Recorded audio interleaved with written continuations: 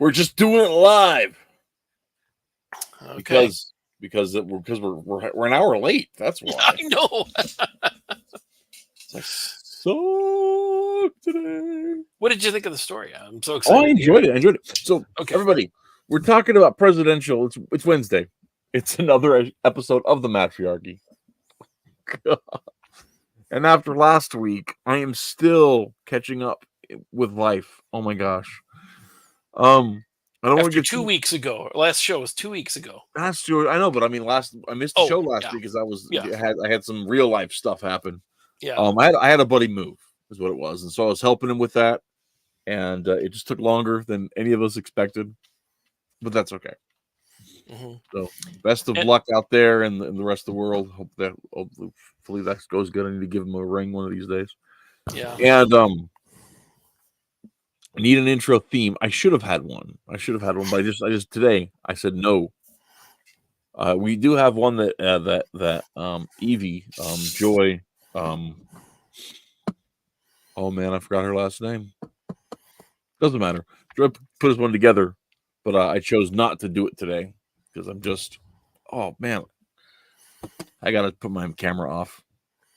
Okay. I'll keep talking. I'm gonna keep talking, but I've got an eyelash in my eye. Okay. So and just to tell people, our usual cohort, who it's usually bigger than you and me. Oh yeah. We're dealing with storm damage and things like that. So yeah, hurricanes, man, hurricanes, and connection issues related to that, and then we've got the metal who just moved. Mm-hmm. Hoity-toity. This whole thing am I really hot right now? I realize my mic's up higher than normal. Oh no, okay. You look fine. No, you sound okay. I don't think you're peaking. Right. It doesn't seem like it. Good. So should be okay. All right. Hutch wants to talk about presidential campaigns and comics, and so today we are going to be discussing the only comic we got read on the subject. Flash 160 and 162, was that what it was? No, it was 120 and 121. Flash Volume 2, the 1987 series. And this was from. What am I thinking about then, man? And this was from 1996. It's a Mark Waid story called "The Presidential Race," parts 1 and 2, in which the top. The Flash villain known as the Top, who apparently was always a homophobe. We didn't know that back then because we didn't even know that Piper was gay back then. But the Pied Piper, one of the big supporting characters, at least during Mark Waid's run, was that the Pied Piper was gay and was like one of Wally's best friends now, and as a reformed super criminal at the time. And so as we start this series, Wally is very apolitical and barely keeps tabs on who is running, but the third-party candidate hails from Keystone City, his hometown, and is back in Keystone the day before the presidential race it concludes, and he is actually leading even though he's the third party. And so that is an intro setting it up what's going on. So what we've got here, of course, now this is Mark Waid, right? Which, okay, first of all, I gotta say a couple things. Yeah, go ahead. First of all, it's a solid story, right? Mm-hmm. Yeah. Mark Waid could always write a solid story, but this still has all of the earmarks of Mark Waid's like schlocky, letting his real world opinions infect the story, all of his little social justice warrior nonsense. Certainly, yeah. It's in there. It's subtextual in this story, but it's all there. There is not a page in these two stories where Mark Waid is just letting the story happen. Yeah. Right? And he's constantly referring to this guy as the white bread, the fact that he's he's like very conservative, but he's a third party, and he's like chastising both of the leading parties, as the Democrats are way too left and the right is to whatever. Somehow he's Yeah. leading against the right wing. But this is 4 years after H. Ross Perot was a leading businessman who had, uh, for those of our younger listeners, H. Ross Perot ran in the 92 race, and possibly he shaped the Oh. outcome of the race, because he did take away people from the right and the left. And I remember watching he actually bought commercial time, like a half hour to an hour, I don't remember, Mhm. of prime time television, just to talk to people. And he would show charts and graphs about our economy. So he was kind of, stealing from the right, because he was talking conservatively about Right. government spending too much, being too big. Mhm. And at Well, the same time, he kind of, yeah, and really, one of the things that Perot was doing was Perot was saying we need to double down and go farther on Reagan's policies and on what mhm, Reagan ran on in 1980, and not do the spendthrifty George Bush stuff, because yeah, George Bush came in as a moderate Republican, yeah, which means that George H.W. Bush was the original Rhino, guys, yeah, and he was all about big government, the expansion of big government, and all that. His 1,000 points of light thing right. was all about just a way to steal money from the taxpayers and deposit it in the pockets of politicians. And And his kinder, gentler, his kinder, gentler country. conservatism. He was Oh, basically it was basic kind of no. He was basically maligning Reagan's conservatism as mm, being too strident and extreme, and we need to be nicer and softer and more big spendy, and yeah. So, yep. um, yeah. So and that was so. This So is kind of following on that, because he mentions in this story that this guy is like an independent businessman, not a uh, politician, which is interesting so for the current times as well, but oh also, yeah, yep, yeah. definitely. And of Well, and course, in 2000, one of the in things back on yeah, go the ahead. Perot aspect, I just want to like I Sure, got to vent on this, man. I'm thinking go about ahead. this for years. Go ahead. So Perot absolutely cost George H.W. Bush the presidency, right? Hmm.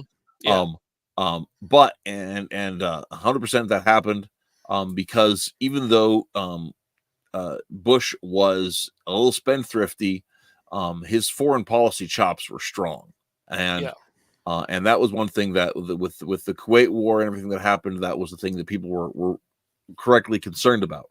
hmm, But um, what happened is Clinton got into office and he tried to push forward a bunch of policies that didn't go anywhere, and then the Congress flipped, and you had the whole Contract with America crew come in, Newt Gingrich and hmm, all those guys, yep. and And that was and 94. yep, and Yep, just before this, and in fact, they referenced the Contract with America in this yep, thing because clearly Mark Wade is no fan of that policy. But yeah, what the Republican majority ended up having back in the 90s was that, first of all, it opened up the trade so that the internet boom could actually happen, and so yeah, that's a big factor in it. And the other thing that happened was that um, we actually had a balanced budget, and Bill Clinton ended up governing like a moderate, like a center left Republican. yeah. Now the And Congress sets the budget. mhm, And it's really Newt Gingrich's budget. And when they yep, talk about, hey, we had a balanced budget, it's really Newt Gingrich's. yep, But yep, yep. Clinton's glad to take the credit for it. Oh, But had still there to not, this but had day. the Congress not flipped, there would not have never have been a balanced Oh budget. no, he was held over a barrel. That was the Yeah, great thing about it all. yeah, It was 100% held over a barrel. Um, and of course there was still the typical Democrat adventurism. Got into war in Somalia, got into war in the former Yugoslavia, all that kind of stuff. sure, That Democrats love to complain about war when they're paying, while they're still paying for it, and making sure that our soldiers are going over there into hot zones. yeah. Um, that's Can I that's so can I anyway. say one thing to kind of Yeah, set yeah, up yeah. this? So Sorry, in back to the comic. Sorry, as back to well, the no, comic. this is in terms of at first as I'm reading this, I'm like, oh, this is really absurd that this third party guy is going to win. Then I realized that you look at the time, 4 years earlier, Ross Perot had really been on a roll and could have been the leader if he hadn't dropped out of the race, supposedly because of some dirty tricks played by Bush. And I don't understand it totally. He dropped out, then he came back in, but he'd lost the momentum. And either way, he did steal enough that Clinton won with only 40% of the vote. And so as 96 comes around, Newt Gingrich and his crew have kind of been, they were doing really well, and the press just came down hard on them. I mean, they were calling him Scrooge and saying he was going to close the government and put everybody out of work. I mean, they were really, they slammed your on mouth to God's ears, Michael. Yeah. And so I'm just saying they really, it's like it was doing really well from 94 to 95, but by 96, Bob Dole was like, well, where's everybody's outrage? Everybody was so outraged in 94, and I'm here to capitalize on the outrage. Where's the outrage? It's kind of gone. And Bob Dole was not doing, he was one of those guys who's just like John McCain would later. It's his turn. He's been wanting to be president all this time. And so now he gets to take the lead and run, but he really didn't have his heart in it. I mean, he didn't have the enthusiasm. He wasn't leading so much. He was just kind of hoping that there'd be a wave to just put him in office. And McCain, yeah. And then you've got Clinton, who again did not win with a majority the first time. So as we come up to this comic book coming out, you've got Bob Dole's I mean, Norm Macdonald imitating him was the best thing to come out that year. Yeah. And yeah, definitely. Yeah. And then you've got, and then you've got Bill Clinton, who the bloom's kind of off the rose a little bit. And so it's possible that, another candidate could have been the race. So it is interesting to look at it in that time that, yeah, it's not absurd to have this story. And again, it's interesting that he's a businessman who has just decided to be running as a politician. Well, which 4 years later, in 2000, Lex Luthor would do that and would win. And then, 16 years after that, an actual businessman becomes president for the first time ever. Well, yeah, and I mean, so.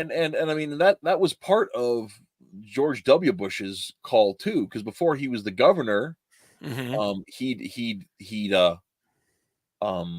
fumbled around and failed at business, only to pick himself back up and then end up doing some work buying the Texas Rangers baseball team.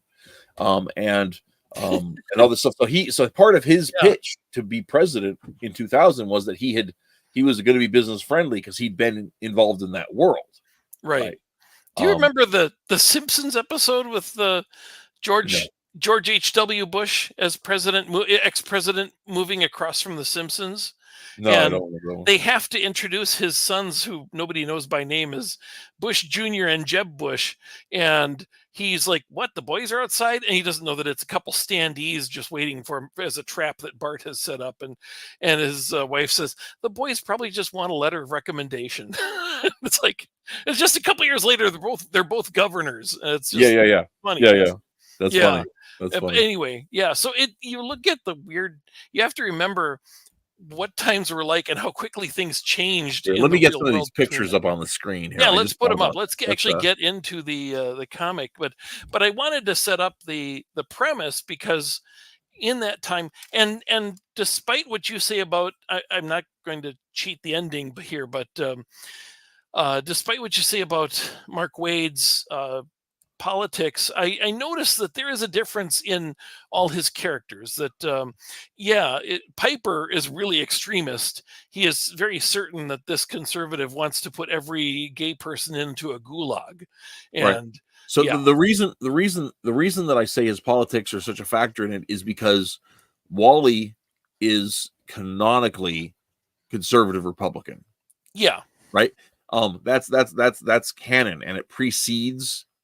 Does it precede Waid? It does? It precedes Waid. Yeah, it's back in the Teen Titans time. Right? Oh, okay. Yeah. And so the fact that Wally would be like Mr. Apolitical, that's not accurate. The fact that Wally wouldn't pay attention to the issues is not accurate. Yeah. That He was even one of says those he doesn't things. read the paper, which I find rather ridiculous. Yeah. Yeah. It's like he's working overtime to make the Flash not follow be the voice of the politics that he's trying to espouse. Right, Make right. this character's apolitical, but I'm going to have a whole bunch of other people say. So the thing is instead of showing a conservative Republican who believes in traditional family values, and maybe he's failed because he kind of was a man whore for a while, but he's trying to get himself squared away. And instead of saying, I think that a nuclear family is the best, is the building block of America, but I still have a gay friend and we still hang out, right? Yeah. He's gonna do him, and we may disagree, but he's still gonna do him, and I still think this is better. And instead of having a compassionate, serious, thoughtful, kind conservative, he has to say, "Oh no, there's no way that the Flash can be a Republican and have a gay friend, because that can't exist." Yeah. Like, for some people, you know what? Screw you, Mark Waid. That's what. These are the people who just can't believe that Elton John was at Rush Limbaugh's wedding. It's like there's it is possible to it's just there it is kind of low level politics. It's like you have to have a extremist politician who wants to lock up all, and it's never really clear that is even true. Well, but that is just exactly. what everybody that's just what everybody in the Democrat office believes. Yeah, which is really is that so absurd given what they say now? I mean, it is there's this term that I learned from C.S. Lewis that says we really must not fall for our own propaganda. It's a great term. It's from the Screw Tape Letters. We must be careful to not fall for our own propaganda, because they tell us stories about how this guy's going to be a Nazi. He's a Nazi. Oh my gosh, he's a Nazi. And then it's like pretty soon they forget that's something that we just started. It's like now they all believe it so much to the point. It's like, did you forget that this is just your slander that you've come to believe? Sometimes. Well, and yeah. Lindsey Graham is a Republican. What is this? What? About, I think. I'm missing chat. I'm sorry. I'm not looking. I'm not looking at the. In the chat, we were talking about how can a Republican have a gay friend? Lindsey Graham's Republican. I'm sorry, I forgot to turn chat on the side. I'm missing Tankatron's comments and Jim. So, hi, everybody. Sorry about that. Oh, hey, we've got Chicken Sith in the chat. I haven't seen him around in a long time. How's it going, man? I don't get the comment here. Oh, he's a trucker. Oh, okay. Yeah, he may actually be unloading or waiting to have his truck unloaded right now. Maybe what's going on here. So, anyway, this is and I do like this story. I mean, I chose this story because I do think it is a great example of, I mean, yes, Mark Waid isn't the maybe when it comes to putting politics in a story, Mark Waid isn't the best, but I do like the fact that not every character in it they're just all espousing the same opinion, because they're all voicing what I mean, compared to the writers of today, this is very nuanced. You're not wrong there. It's just one of those things that, like, for me, it was one of those things that, having read enough of Mark Waid's stuff and his Twitter rants, right, and watched his vitriolic, hate-filled interviews on the subject of politics, it's one of those things where, like, you can read the filter in this story now, and it's one of these things where I'm sure there were definitely moments in the story where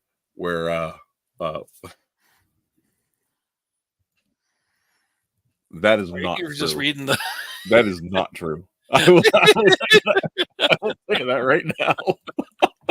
Anyway, especially this week. But anyway, in reading this thing, it's one of those things where I can guarantee you there were times in the writing of this where he's clacking away at the typewriter or keyboard and saying, "Oh man, they're really gonna hate this." Mm-hmm. Now this is take that, Mom. This would have come out right before the election, but Mm. I don't think he's trying to. He's just writing a timely story, unlike a lot of other stories that we could, spend time naming. This is not trying to change people's opinions before the election happen. I really don't believe that I will that's what give you he's that. trying to do. Definitely, This is just a good, story ripped from the headlines type thing. Yeah, and and foreshadowing on page 1. yeah. Now, don't you think it's weird to choose the top as your homophobe? I mean, given the name. Oh my gosh. Michael, what the hell? I'm sorry. It is an odd choice. I had missed the Garfield joke at the top of here, though. Oh, really? I hate Mondays. I didn't pick up on that for whatever reason. Also, in light of current events, I also want to point out that our Cartwright, our big bad guy here, looks exactly like Tim Walls. Yeah, I don't know. I mean, we're just this saves us on having to do a whole bunch of scanning, but this is like a site that has comics online, and I'm not sure that this scan is. It's very washed out. It is. But he is sometimes bleach white. The white guy, conservative candidate, is sometimes just missing all the pink in. Yeah, and I wonder how much of that has to do with I don't think it's actually, if I was to grab the original comic, I don't think it's a good scan, is all I'm saying. Well, I mean, on some of these scans, even ones that DC has up, that they've gone through and used a blanket color correction to remove the color of the paper. Mm-hmm. And that ends up washing out the image. So I've got a collection of like Shazam reprints that I picked up a couple years ago, and I was working on a Captain Marvel reprints and stuff that I was working on a paper I submitted at a conference, and a lot of those are really washed out, especially the ones that were 80s and 90s. Because they didn't go through those ones to recolor them because the colors were bright enough or whatever, but they just tried removing the color of the page. They went through and removed that, and it ended up washing them out really bad. I can also say, as somebody who, in the 90s was trying to do a lot of scanning of comics for showing clips and articles and things like that for Fanzine magazine, it was really hard to get some scans that didn't like have the art from the other side showing, or, depending on the quality of the paper or whatever. It's just, sometimes you have to adjust your settings to get it to come through and, not look horrible. So, and I know we're going to be, I know there's a lot of ragging on Mark Waid, but I just have to say Mark Waid is still one of my favorite, most reliable writers. As far as, if I see Mark Waid's writing something, I know it's not going to totally suck. And I just, I really like Mark Waid's run on The Flash, and I know that I generally don't follow the politics, the social media of people, just because I know it'll just get me irate. It's like, and ruin my ability to enjoy it. But that's true for almost every musician, almost everyone in Hollywood. It's like, I just don't want to know. Otherwise, I have to ignore. Well, and it's like that thing that you were joking about the other week about what you put up in your tombstone. It said everything I once loved it disappoints me or whatever. Yeah. I hate everything I once loved. I hate everything. I forget what I wrote now. Everything I once loved is now ruined. Yeah. It's the curse of Gen X, Yeah. It's one of those things. So anyway, the story goes on. There's a big political rally, and you've got McBusinessman out there. And here is this is actually really interesting.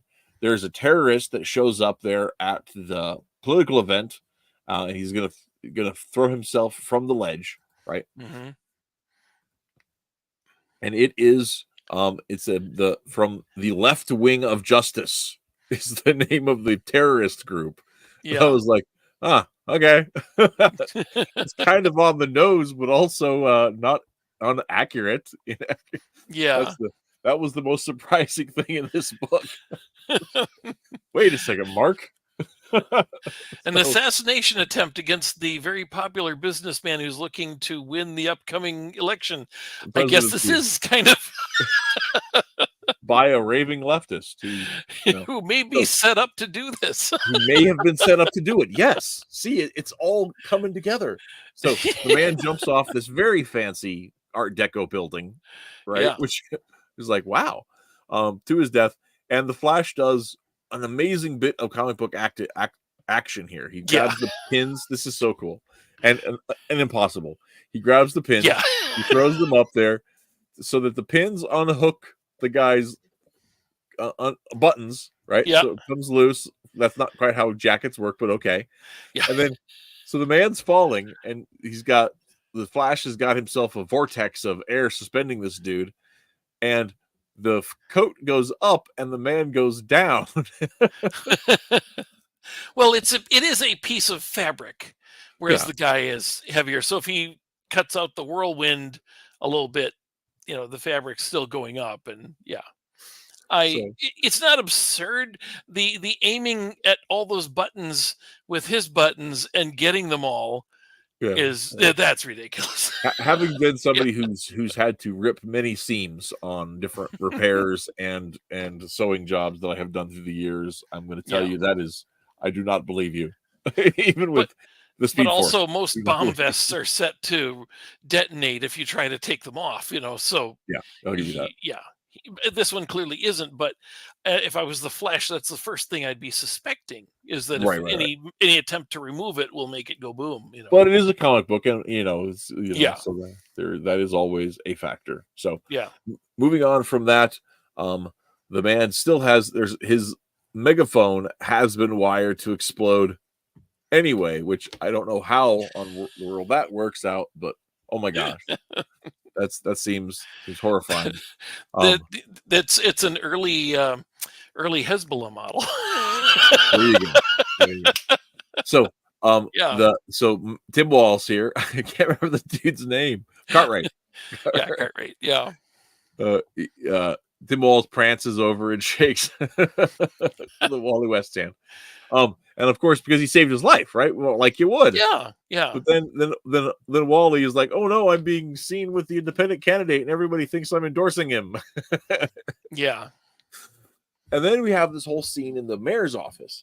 And in the mayor's office, the mayor tells them the city council has decided basically that they want to banish Wally from Keystone City, but they lack the authority to do that. So they're just going to be really mean till he leaves. Stay on that panel there. He says, this is my home. And he says, frankly, we don't like your house guests. And I'm wondering what the heck he's talking about. Is he talking about Piper? Well, I think he's talking about the villains. Like, this is your home, but the supervillains keep showing up and wrecking the place. Oh, okay. This town is your home, and we don't like your house guests, meaning the villains. Jeez. I was taking it as, does this guy hate gays? Is that the thing? He really doesn't like Piper staying with him or something? I get it now. Okay. He meant it more metaphorically. Okay. I will say, growing up reading, I think you're justified in jumping to that conclusion there, Mike. Because if you look at, I'm thinking back to my childhood reading 90s comics, and like the scale of horrifying things according to a mainstream comic in the 90s was, you've got up here, you've got Nazis, right? And then here you've got like Soviet style commies, right? And then here you've got homophobes. And then those are the three. And then down here are people that beat their wives.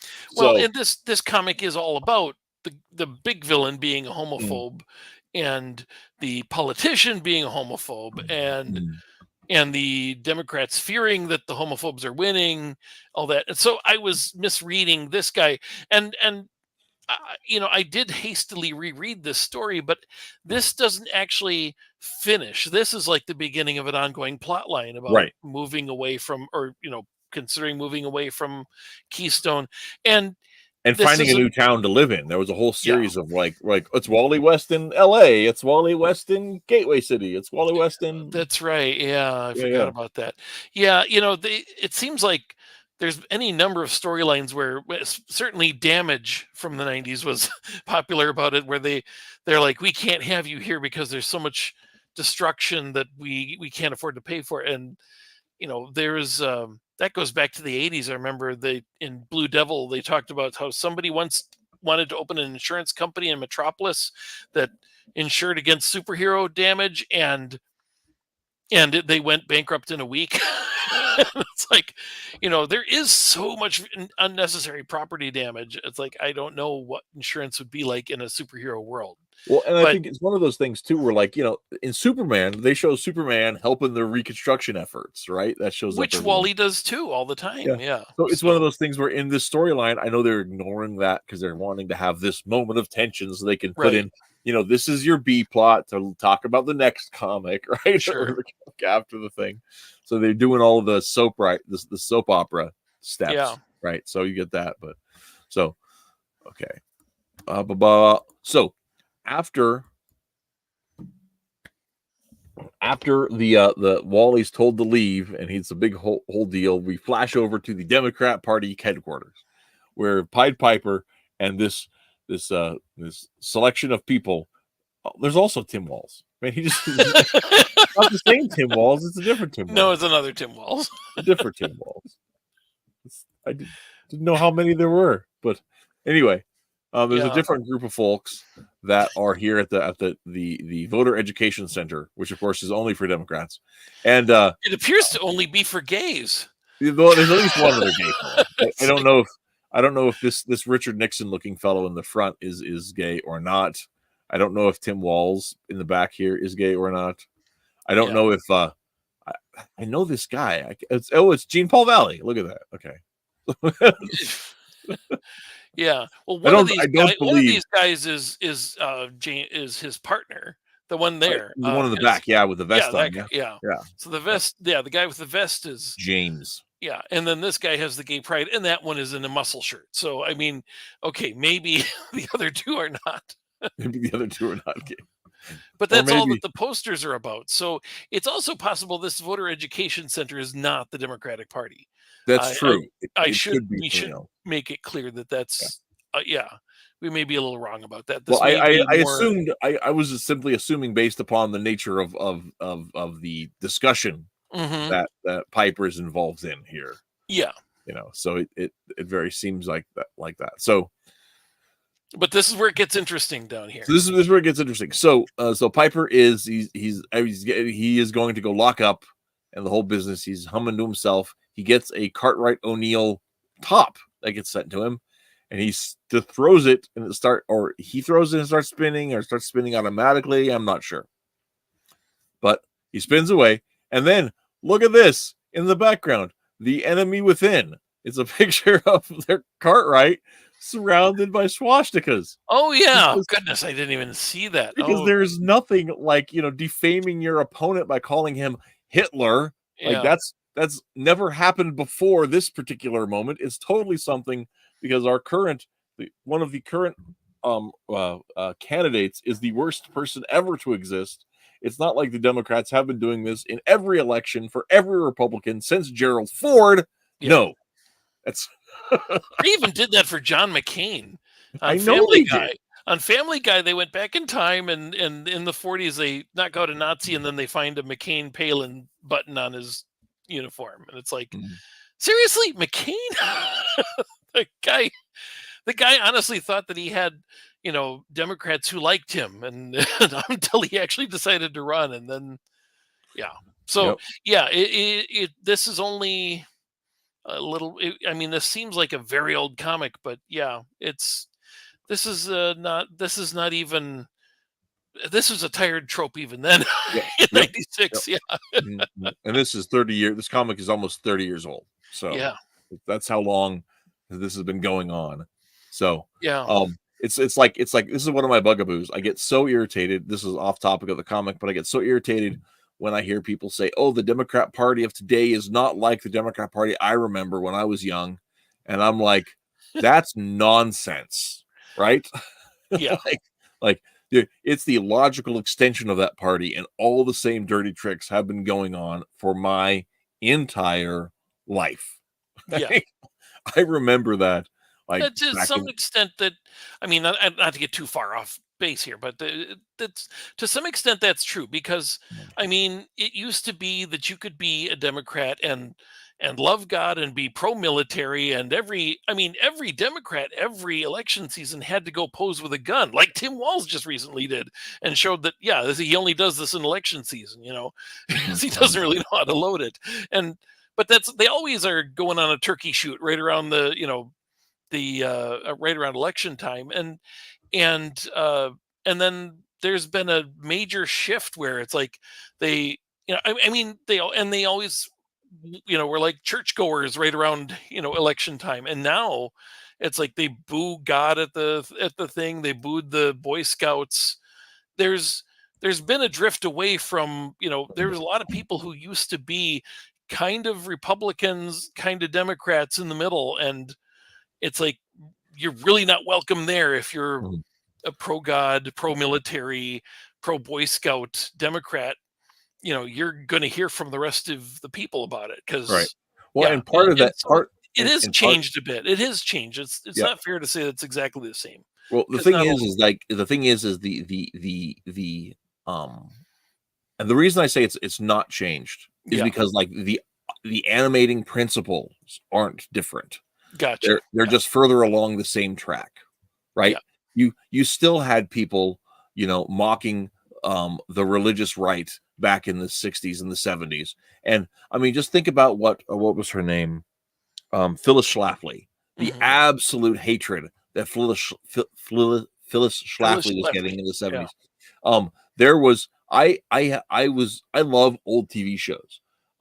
Right? But there is an episode of the Rockford Files that is making fun of her. There is an episode of Laverne and Shirley that makes fun of her. There's an episode of what's it called? Oh, the cop drama with about the girls detectives. You mean Charlie's Angels? No, no, no, no, no, no, Oh, no, no. It was Cagney and Lacey. Agnew and Lacey. Yes, Michael for the win. yes.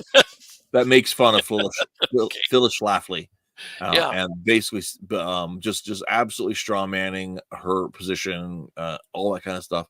And it's one of those things like, and this was like 1976, right? This was Mhm. early days. So it's one of those things where, once again, calling everybody Nazi, calling everybody like this and that. And so you had individual Democrats that, that held to the Second Amendment and held to the Constitution and that kind of thing.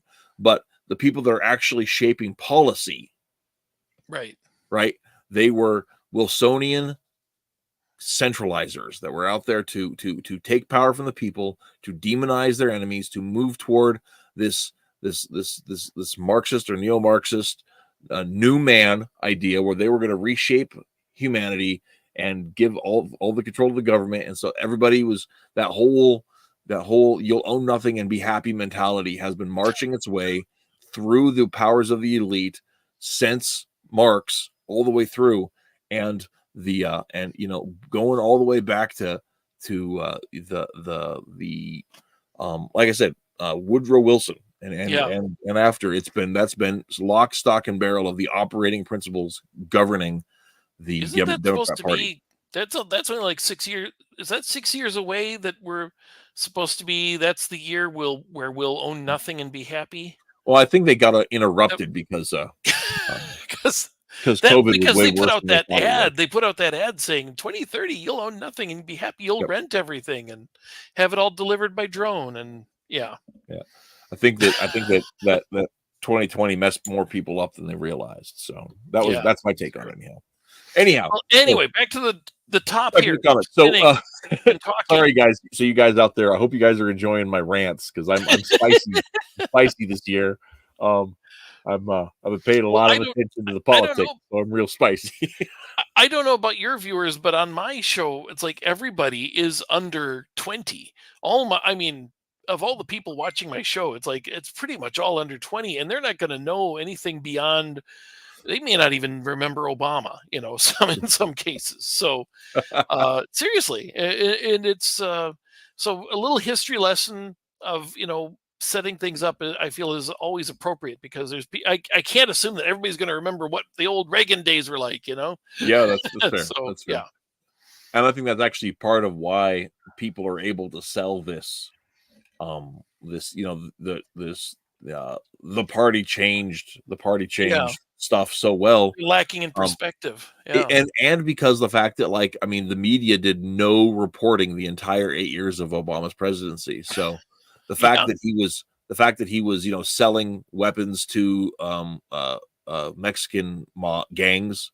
No, he never had a scandal. I'm sorry, you're wrong. He never had a scandal. Or the fact that he was, that the Secret Service was actively hiring prostitutes, and there were violent assaults against citizens in other countries when he was traveling, or the fact that there were he was using the IRS to hunt down people that were opposing him politically, and all that kind of stuff. So Chicken Sith show his quote. It's like it really does sound like a supervillain. You will own nothing, and your soul is mine. It's like the messaging out of the European government thing. What is it? The World Economic Forum? Yeah. Well, and that's like, yeah. Anyway, I don't want to get. It really does sound like a supervillain plot. It does. I mean, and Klaus Schwab. Every time he talks, he sounds exactly like Baron Stuker from Marvel Comics. He's the eye patch and the tall neck jacket. I'm just like, good job, Chicken. And then this is the thing. So George Soros, and people they say, oh, anti-Semitism. George Soros was a member of the Nazi youth, Hitler Youth, who hunted down other Jews. Like, there's criticizing George Soros is the most pro-Jew thing you can do. That man committed war crimes, and he should not be the second richest person on the planet.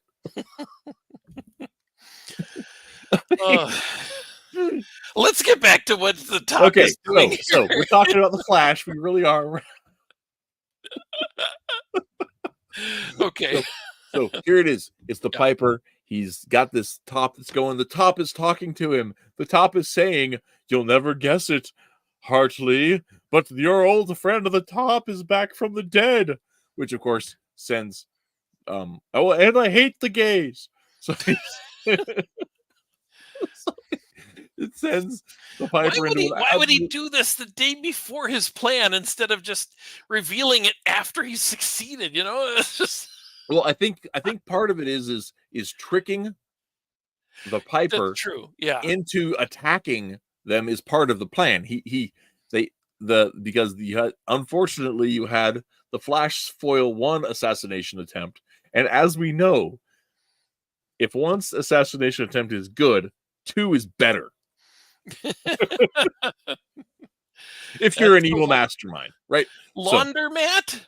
What the heck? Laundromat? No, down. Laundromat. The Dooley Brothers sanitation. Maybe this is just showing it's the bad part of town where they don't even spell their business. Well, here's the right.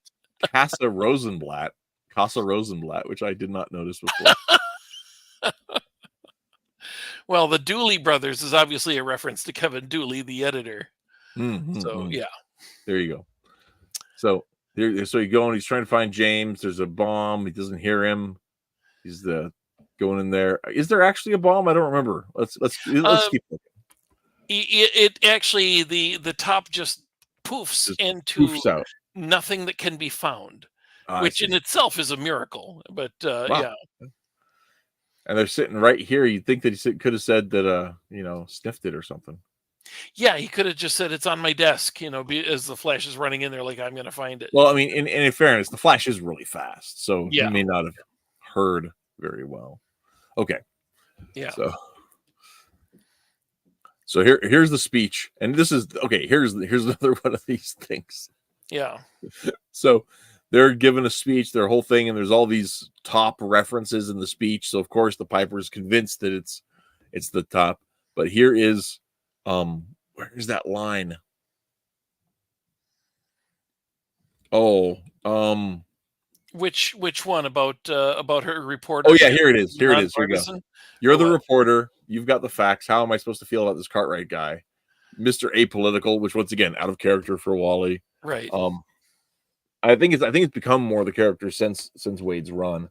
There was that that really good issue. I mean, there was a Wonder Woman issue where she's blind. Is she blind?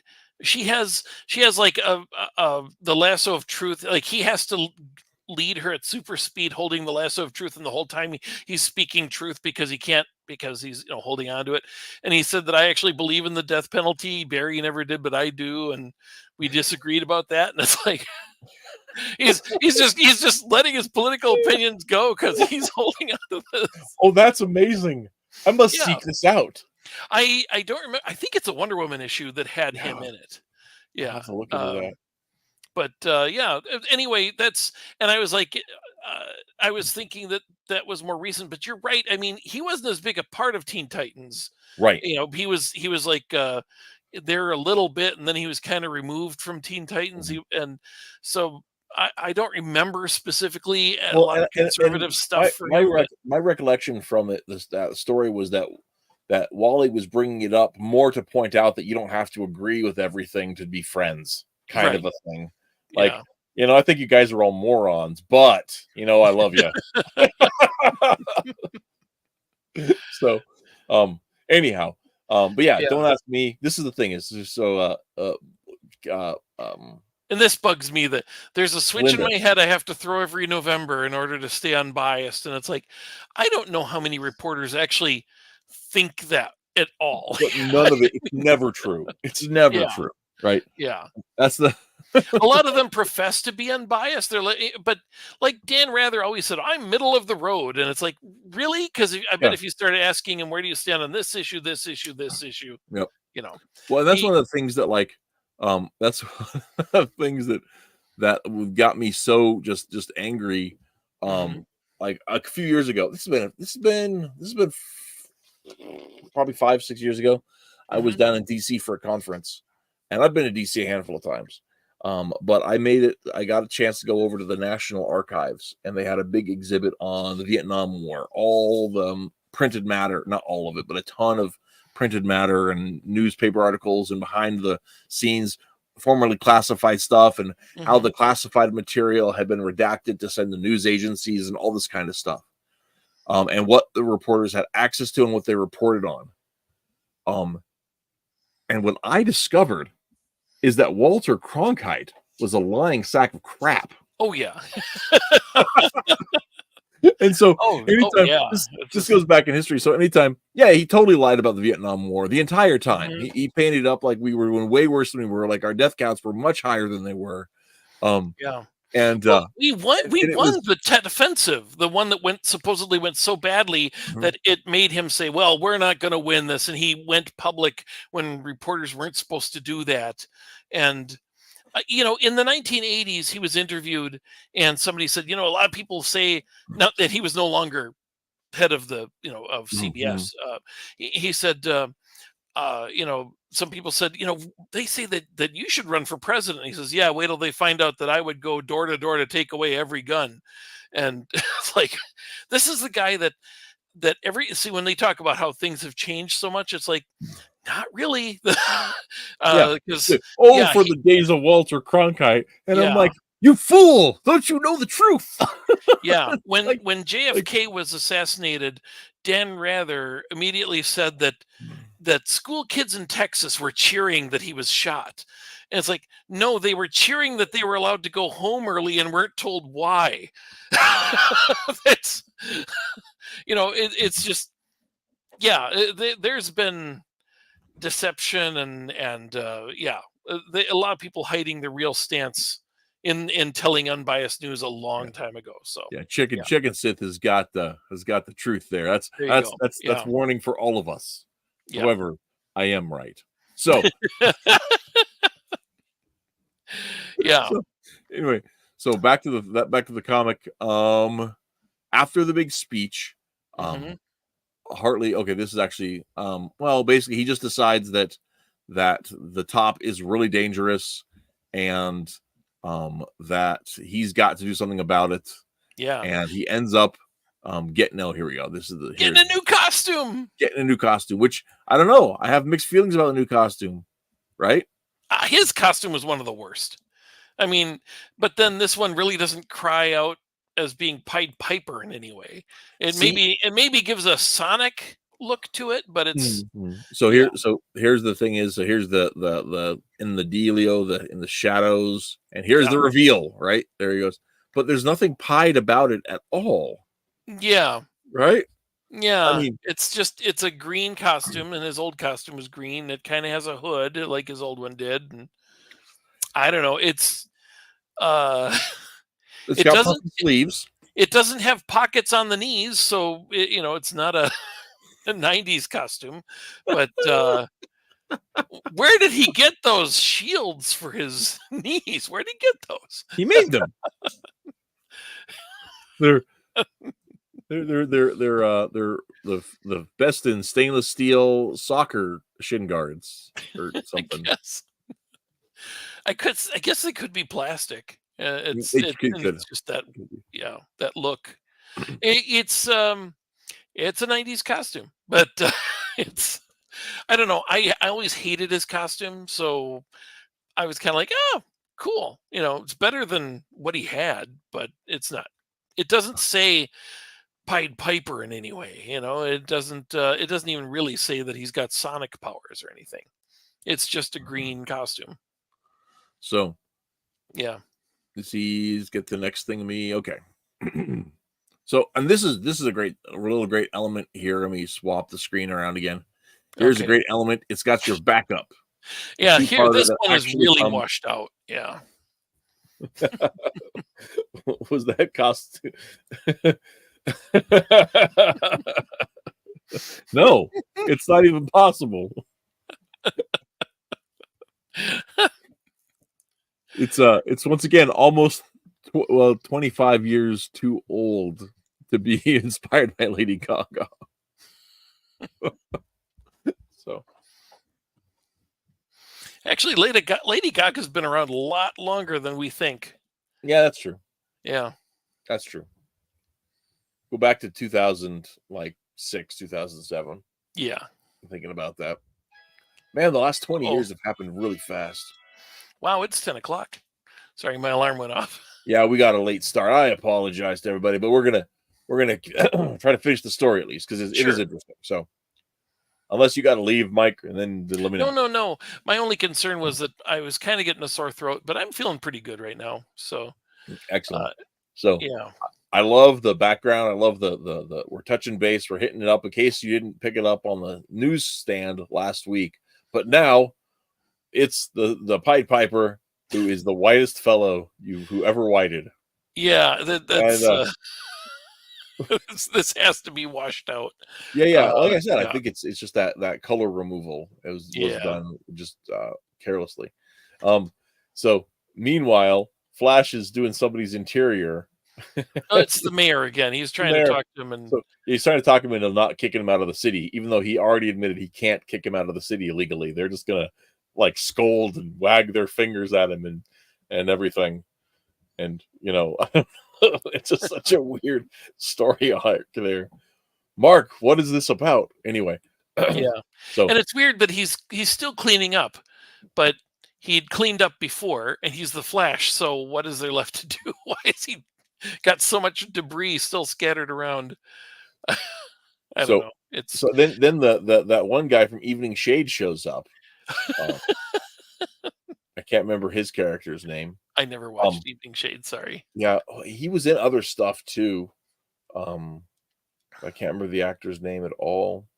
Anyway, There's a dated reference for all you little '90s kids out there. No, I don't. Now I need to look this up. Who's from Evening Shade? Yeah. Is he a regular on Evening Yeah. Shade? Yeah. Okay. All right. Just give me a second. Yeah. If I can, assuming that Hal Holbrook. It may have been. I don't. He's the one who looks like Mark Twain. Yeah. Yeah, that's the one. Yeah. It's certainly not Ossie Davis. So no, not Ossie Davis. Yeah, man. I'm pretty sure you mean Hal Holbrook. Yeah. That is what it was. Look, okay. It looks like this guy down here. A little bit, yeah. So anyway, they come in. Hal Holbrook comes in all panicked because the Pied Piper is going to kill the candidates, and the mayor says, "You got to fix this. He's your friend. Get there the fastest way you can." And so the Flash says, "You got it," and he busts a hole in the wall. I miss icicles hanging from word balloons. Boy, that is an old thing. Oh yeah, that's true. He's like, "Oh, I'm so cold to you right now."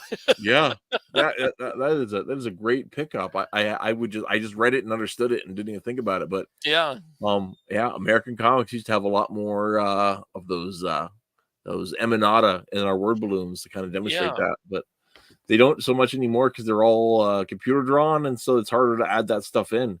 Yeah. Because I'll tell you right now, like to draw that word balloon in hand would be just like a couple of minutes.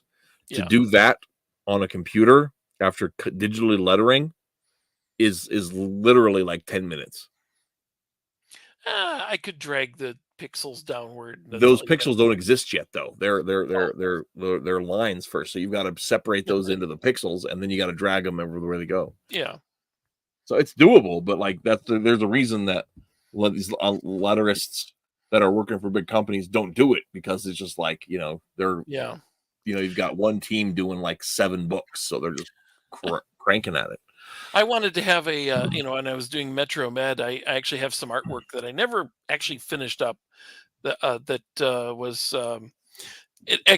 was going to have the Carmine Infantino word balloons with the hands. That's like, who is this guy?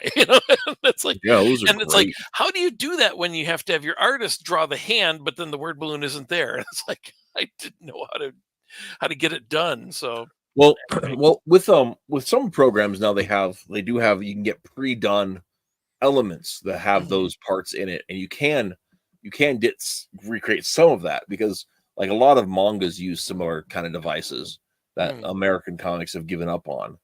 And so you can get elements that have some of those in there. And so they're like they're raster. I mean, they're vector images that they can pop into the things. But I was trying to grab the scroll bar and drag down there. I remember, wait a minute, you're sharing your desktop. I can't. Yeah, it's fine. It's fine. You can't do it. Sorry. So that's fine. So here we have there's the and think about this, guys. So the Pied Piper is trying to kill them, but why? Because he believes that it's in everybody's best interest. He's actually trying to save the day. He saves Flash from falling to his death, and then he's like willingly goes into custody. And isn't that nice? Wouldn't it be great if all of our assassins would willingly go into custody? Yeah. It almost looked like the political candidates showed up, except that they've suddenly changed position to being at the. Wait a minute, in the next panel, are they at the police station or? Well, sorry, I swapped screens for a second. No, I think that they're at the whatever building they were at before. So did they go to the top of the building? I think they just went. I think they've all got him down on the ground. Okay, right. I think they went back down through the stairwell down. Okay, and that's the whole business there. And you've got some circus performers. Interestingly, I don't know where they came from. Those were actually they were in like the opening. The parade, was it? Those are like revolutionary characters. I see. So they were from the beginning, and that's the parade that is being interrupted by the Piper. Oh, Chickasted says, "My bad, it was Melodia from Silverhawks." It might be. I was thinking of the new Thundercats, but no, you're talking about from Silverhawks. It could be Melodia costume. from Silverhawks. It could be. I got to see this costume. Maggie Wheeler. What? Oh, she's the actress who played her, I guess. Oh, okay. Yeah. In the 80s? Maggie Wheeler was doing that in the 80s before she was on Friends? That's cool. Okay. Oh, I see. So she's got like big glasses and a big head of hair. And I can't really see her costume much, but yeah. Okay. Now I see images. Okay. So yeah, it kind of looks like that a little bit. Sorry, you're not seeing what I'm seeing. I'm not seeing what you're seeing at all. Yeah, and You'd I have can't to really screen share it. Okay. Yeah, but would I be able to screen share it to show this or not? I don't. You should be able to, I would think. Okay, hang on a second. I haven't done that. So, present. Hit present. Share screen. Okay. All right. All right. Choose what to share. Oh, okay. So I guess I click the Melodia thing. Let's see. Where the heck? Oh, there it is. Okay. I'm sorry. Here it comes. There. Okay, so this is Melodia from Silverhawks. Okay. Okay. So she's got like a big wide, I don't know, the hair is weird. I don't know, it doesn't really look a lot like that costume. I can see what he's going for though. Kind of. See what Chicken Sith means. The central torso and the way that mostly the shoulder blade thing sticking out. Yeah. I bet is kind of what he's catching on. Yeah. And the boots are kind of like those shin guard things. So yeah, he's not totally wrong. Yeah. It could be. So back to the story. Okay. Back to you. Can I stop sharing? Yeah, okay. I've already done it. Okay, good. Yeah, you don't have to stop sharing. I can just tab it in and out. So anyway, back to the story. Pied Piper puts himself in jail, and then somebody shows up with a Captain Boomerang, and I will just say this was a feint. This was a red herring, because they'd already explained that the trickster has all of the old. She played guitar. Yes. Yeah, we skipped that in the previous. We did skip that story because I was trying to not show everything, just kind of moving along. Right. So somebody shows up with Captain Boomerang's, and you're meant to think it's the trickster, but it is not. It is in fact. This is at a time when Mark Waid had written Underworld Unleashed, and the first thing he did was kill off 5 of the rogues from the Rogues Gallery. So that's why they're all dead except for Trickster and Piper. I forgot about that till now. Sorry about that. Yep. I'm just. I knew they were all gone, but I could not remember why. They're all in hell. Yeah, and also there was a little note that said that the top had been in hell, and he left, and took. Oh, actually, that's coming up. I'm sorry, I'm jumping ahead. But he supposedly escaped in an episode or an issue of Hawk and Dove, like Hawk and Dove 28 or something. So I don't know how you're supposed to have read that. So I can't explain that at all. But yeah. So we think that this is Trickster because he had explained that he had all of the stuff left over from the 5 dead rogues. Okay. And so yes, and so here he's the person with the mask up, and he's got the Leonard Snart's freeze gun, and he's got the flame gun. I can't remember the Heatwave's name right now. Yep. Yeah. I couldn't think of Captain Cold's superhero villain name, so I just said his real name. Yeah. Anyway, and so here was in the grossest apartment they could draw. Who should be opening up? But oh my gosh, it's the vice presidential candidate, who's actually the top. Yeah, I guess he doesn't look like the top. I'm at least my understanding is that he doesn't look like the top, but he is. Yeah, something about him just in the way he talks, or maybe his voice. He admits that he is the top, right? Yeah, yeah. So my old roguish pal O'Neill, but Cartwright is, because he thought Cartwright was the top. He said a dupe. So we have the vice presidential candidates, the real power behind the throne. So he explains that he stuck into the trickster's house and stole all the weapons when the trickster wasn't looking, which is hilarious. Yeah, I'm not sure I buy that. It's like, how did he happen to have done that at the exact same time? It's like, did this happen before or after Trickster said that he got all the stuff? I don't know. It's weird, but well, yep. So, in any case, he's got the Mirror Master's things to make himself look like the Pied Piper, and with the new costume. Oh, so it keeps up to date with it. Nice. Yeah. Well, I mean, he is right in front of him in the new costume, so that's true. That's true. He doesn't have the greaves in the. Oh, but he's got the goggles and everything. Yeah, he's got the full costume. That's full true. business. So he's going to use that to kill him, the Cartwright, once the thing goes down. So meanwhile, back to Flash, who's driving all around looking for it, and then who does he find but the left wing of justice? Now, what this terrorist group that just exists for laughs, basically, they have this flying platform car. Nobody else has a flying platform car. Right. How did they get a flying platform How did car? the top get that? Because they are being set up for this by the top. Right. Who is sacrificing them. They all have explosives, just like that guy who jumped to his death, and then when he survived, his megaphone went off, and he realizes that the helmets are going to explode. Oh, that's next page. That's next page. Yeah. Okay. He breaks the flying car. Oh, this is back when the Flash going through something causes it to explode. Yeah. Yep. Okay. Yep. And he realizes that the sound is just like the bullhorn made before it exploded. And he tears off all the helmets. And throws it in the air, and oh my gosh, it's the 4th of July or the 5th of November or something. Yeah. And you think that they'd be more than willing to talk once they realize that the guy who set them up was intending to kill them all. Right. Yeah. And he says they never said nothing except that something about being number 2 with a bullet. Yeah. Right. So who's the number 2? Who does number 2 work for?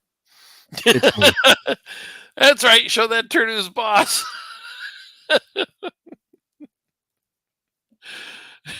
Oh, hey, Metal. Howdy. Metal just joined us. Hi, Metal. You just materialized out of the ether, man. Yeah, it was me. I'm number 2.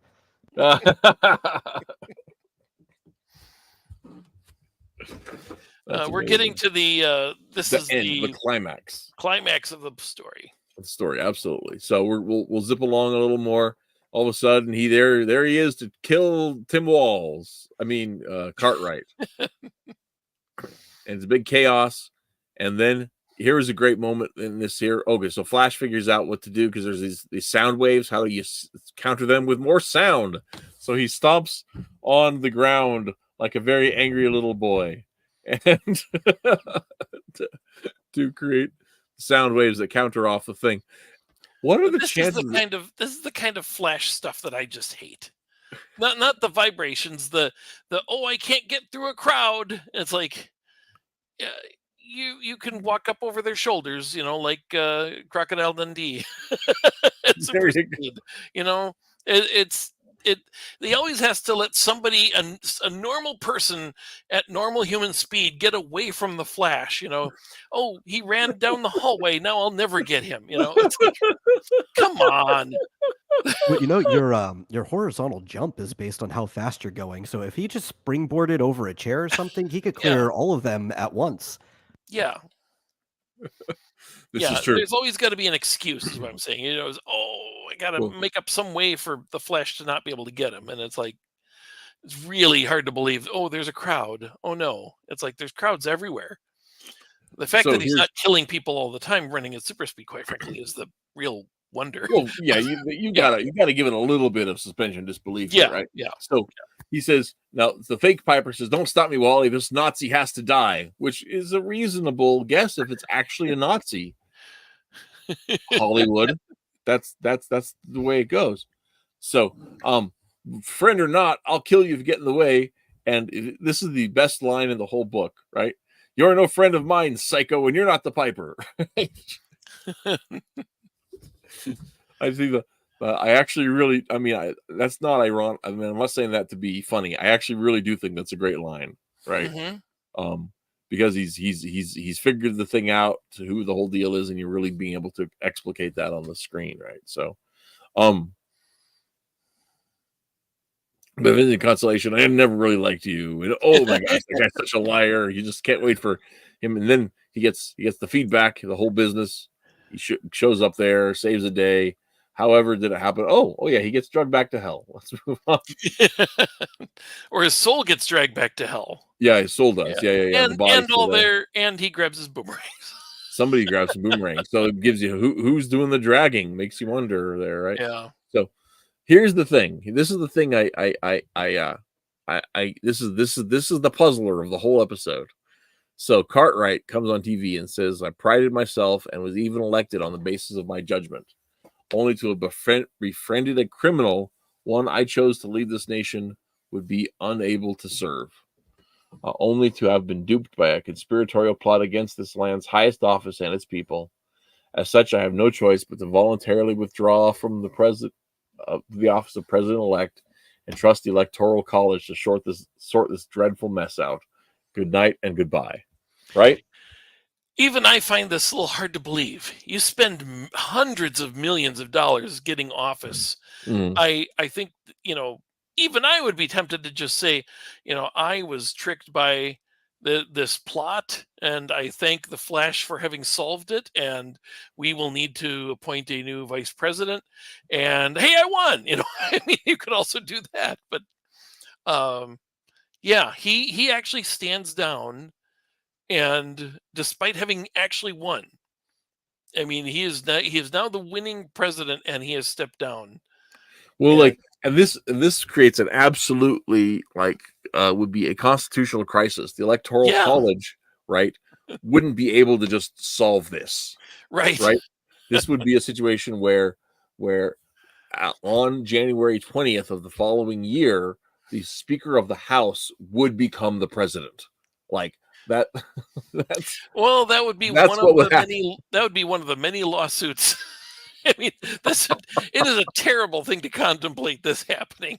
The president and vice president win, and so president-elect. I want to step out of the story for just a second to go back to the real world, to remember Mark Wade in January of 2020.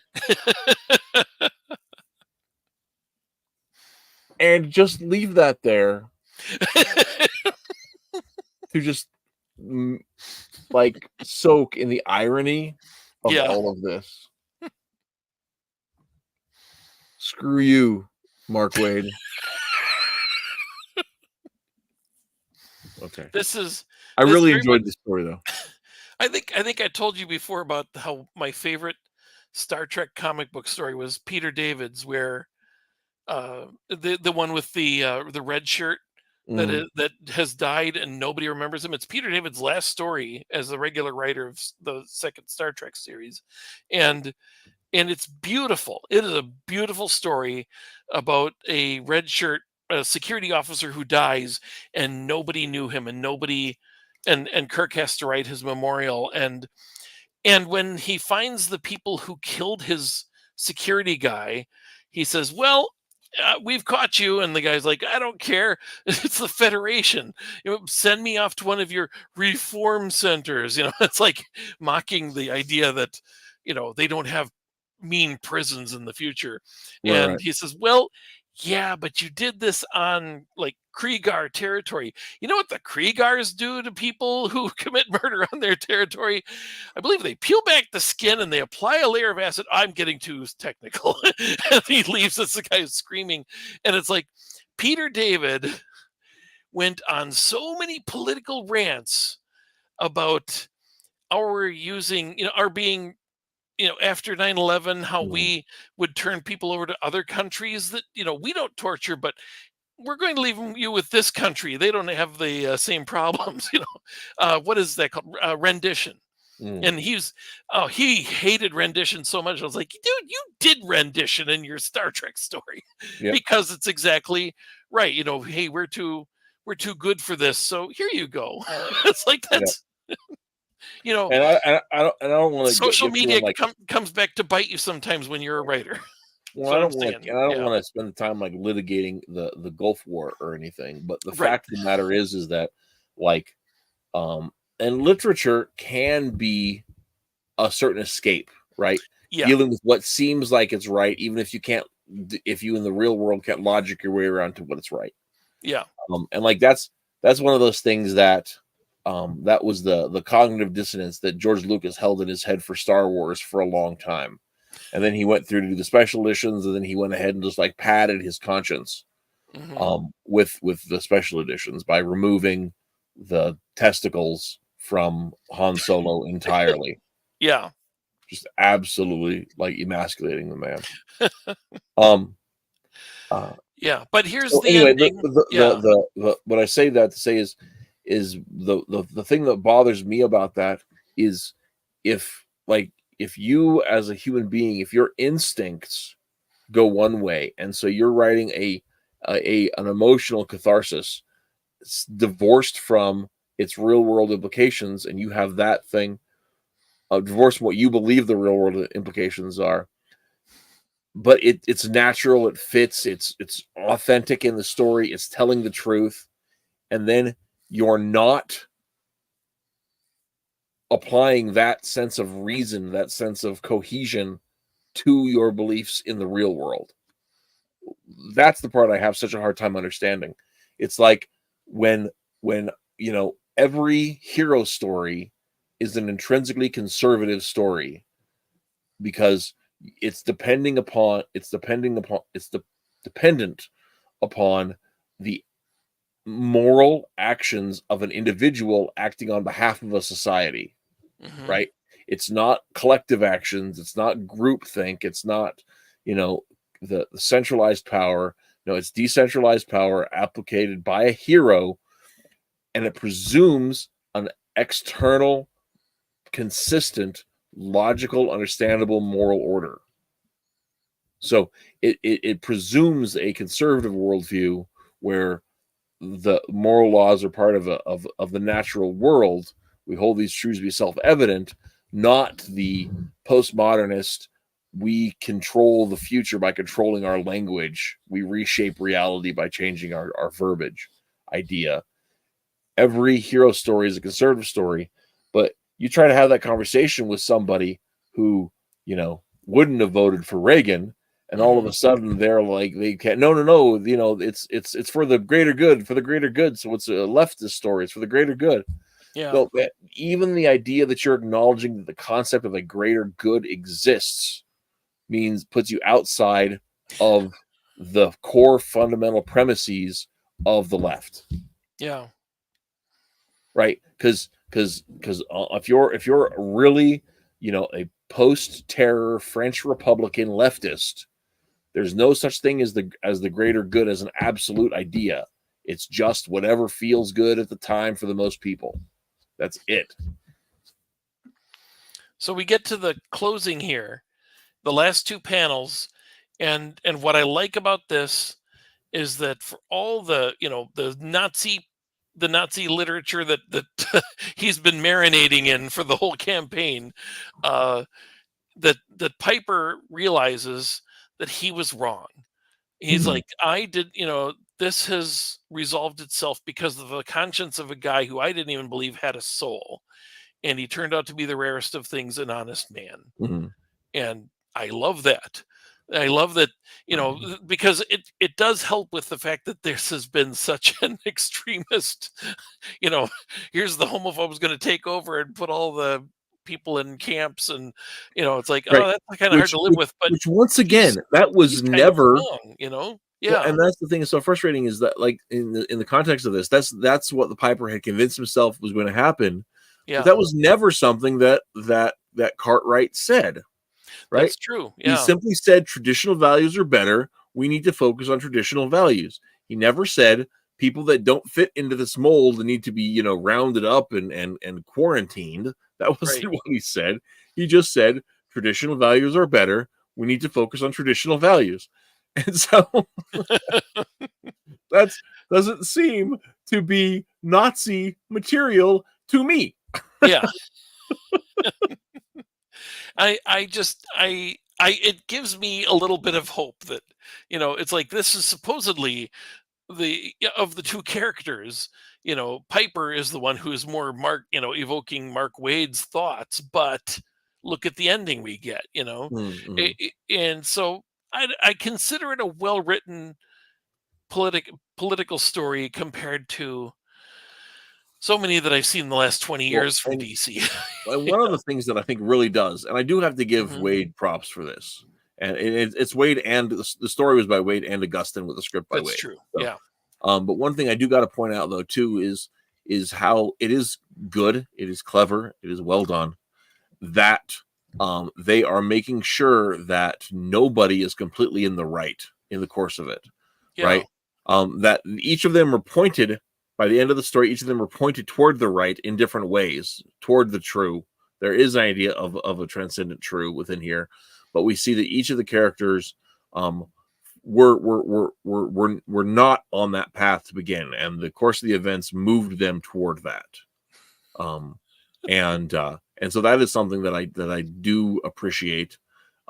Just that idea that the Piper's motives were pure, his conclusions were not. He has come to learn and grow something new about himself and appreciate something about his enemy. His enemy has gained a sense of humility, even though I question the necessity of that, because presumably he knew O'Neill before. I don't remember him saying he didn't. Maybe I missed that. It seemed like he knew O'Neill before he ran, and so that was the O'Neill before O'Neill's soul was stolen from his body. Possibly, yeah. That's a good question of when that takeover happened. And, yeah. Isaac has a note there. There seems to be a running theme in a story where the president is in trouble. It's always the vice president who is the one behind it. That's kind of funny because I remember that the Booster Gold origin story, where Chiller is going to kill Reagan, and he's going to kill Reagan and Bush, but then he's going to take the place of Bush, and having had Reagan killed, he's going to become the president. So Chiller is going to become the president of the United States as Bush. That's the plot, anyway. It's like there's always the vice president, because vice presidents, as was once said by an actual vice president, that office is not worth a bucket of warm urine. He used the P word for it. I don't want to get you in trouble, but the that was old LBJ, wasn't it? No, it was long before that. It was a guy at a time when they would not write that in the paper, so they said spit. That he said it was worth a bucket of spit. But it was. That was actually not. That was a cleaned up quote for the paper, but because that was from the 1920s or something like that. Anyway, we tend not to look at the vice president candidate all that much because it really doesn't do much until it's needed. It's kind of a nothing situation. So and I'm not sure that there's really anything to the we've been talking about the appearance of the two characters. I don't think they're meant to be anybody in particular. No, I don't they're think not so. It's like they've really tried to take this outside of partisan politics by having it be a third party and all that, and I just think it is an interesting story and very I just love the ending. I do, even though I can't imagine a presidential candidate, a presidential winner, then stepping down, going, I was duped. I'm not fit to be trusted." It's like, it's kind of an odd choice, but it's one of those, we have to do this because in some ways the DCU has to look like the real world. They'll have this, and then a few months later they'll show President Clinton in a comic book. So. Yep. Yeah. So, and one of the other interesting aspects of this too is the well, like I said, I can't remember what to say. Oh man, I lost my thought. So I'm talking about 3 movies that have the vice president plot. That was the thing, is I was thinking about trying to figure out what that was. So Dave has that. Well, actually, no. Dave is the chief of staff, who's the real guy that's behind it. The vice president plays a patsy in that one. Yeah. Anyway, I can't remember what the rest was going to say, but here we go. Isaac, another question from Isaac. We'll go ahead and hit this. Do you really believe the vice president is really the next president of the part, like the president in training? That's the idea, is that he'll be is that they'll be ready to step in just in case. And some vice presidents and presidents have more interaction. Trump and Pence both have gone on record talking about that they did a lot of their work collaboratively.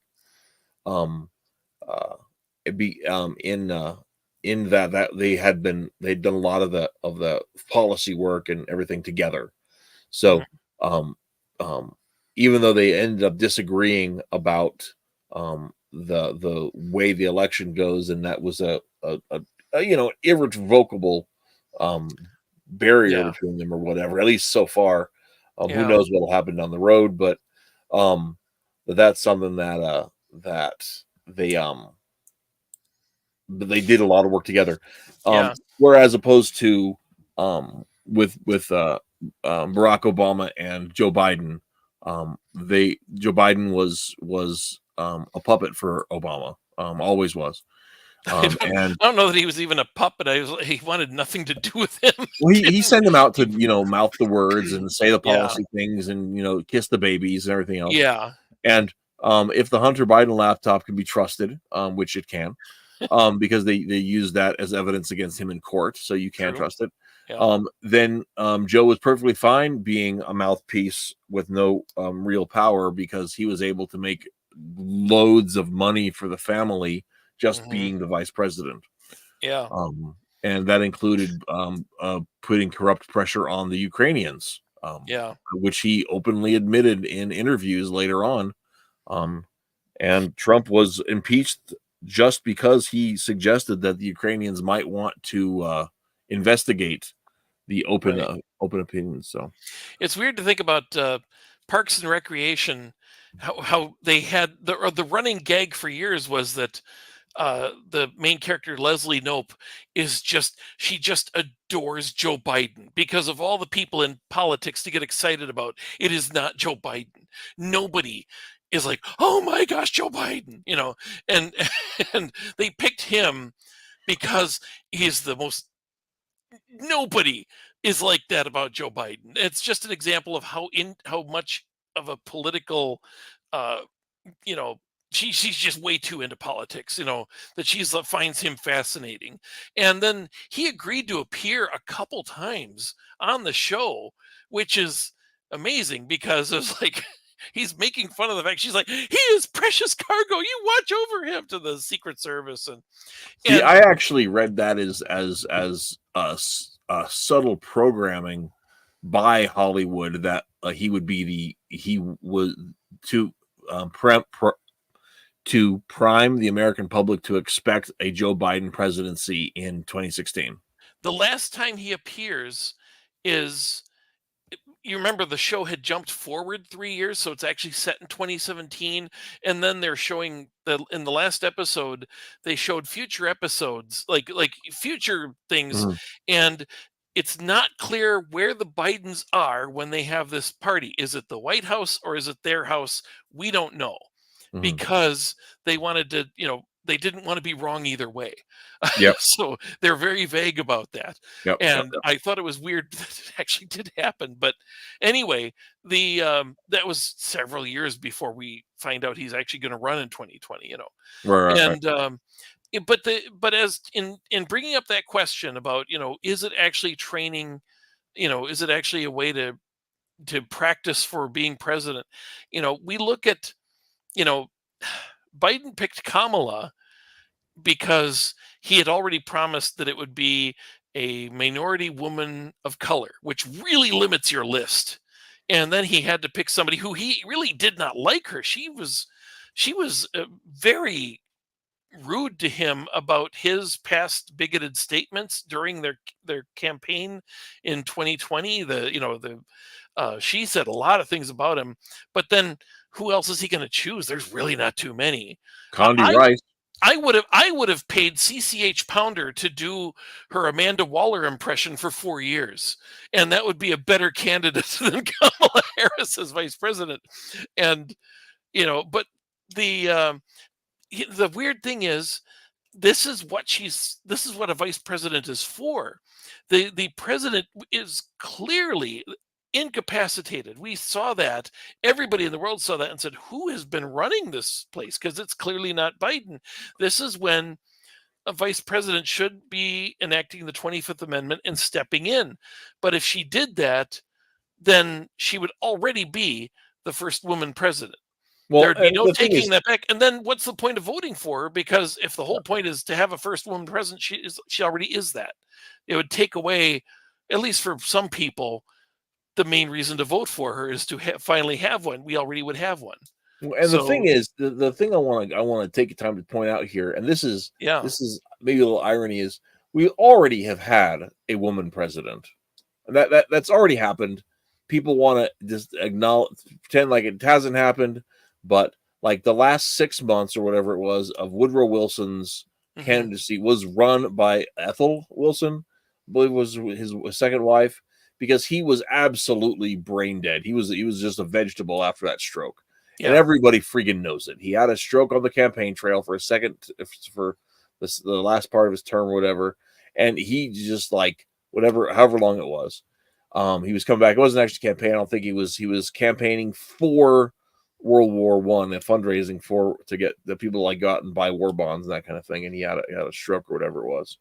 And my memory of the details might be a little fuzzy on that. So, I mean, don't take my word on it. But the fact of the matter is that he was out and about and away from Washington, and this happened to him, and they secreted that guy away for years and years and years. Or not years, for a long time. And his wife, it's an open secret at this point. People don't talk about it, but it's not hard to find if you do the research, do looking into it.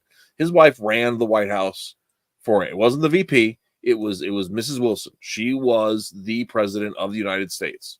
Right. And it's absolutely disgraceful and it's shameful. But the fact of the matter is the Democrat Party has been operating with those same sets of rules all the way up until present day, when Joe Biden was absolutely not running things for his entire presidency. Yeah. And it's the same it's the same operating instructions as it's just they're Wilsonians. They're not Democrats. They're Wilsonians. We don't know who's pulling the puppet strings, but they see no need to change the puppet since and that's and it will, I hate to say that Harris is a puppet too, because I don't know that for 100% sure.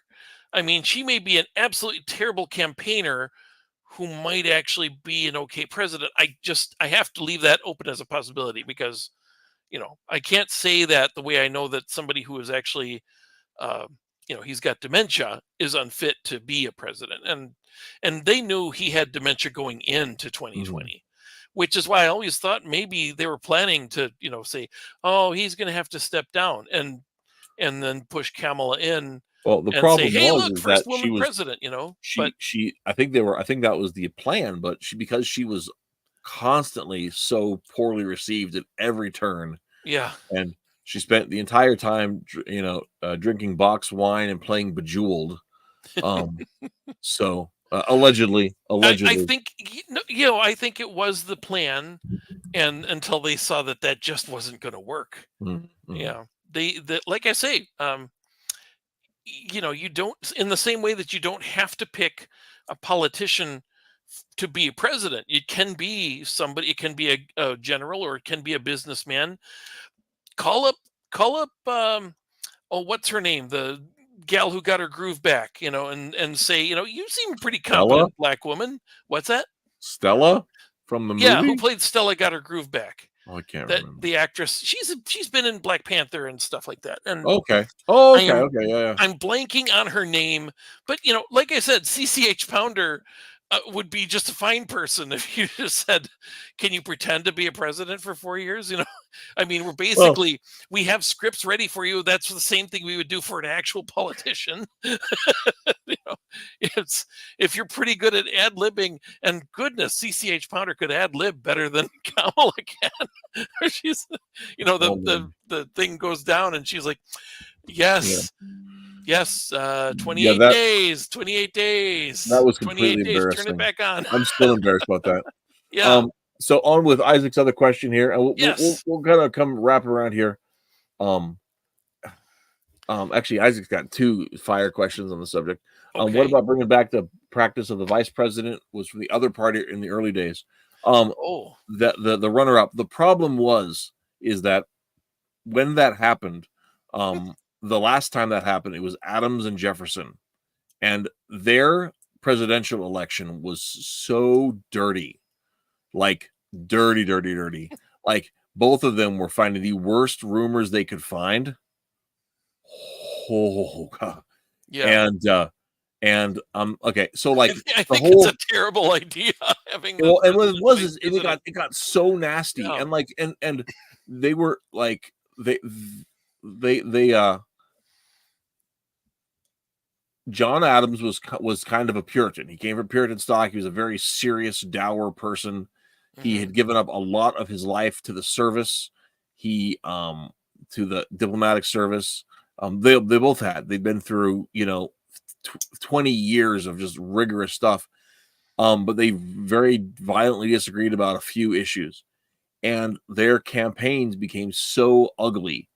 And some of the other founding fathers got into the mix of it. Alexander Hamilton was an absolute, a pot stirrer and all of that. They stopped talking to each other for decades after that election. So you had a president and a vice president who were incommunicado with each other.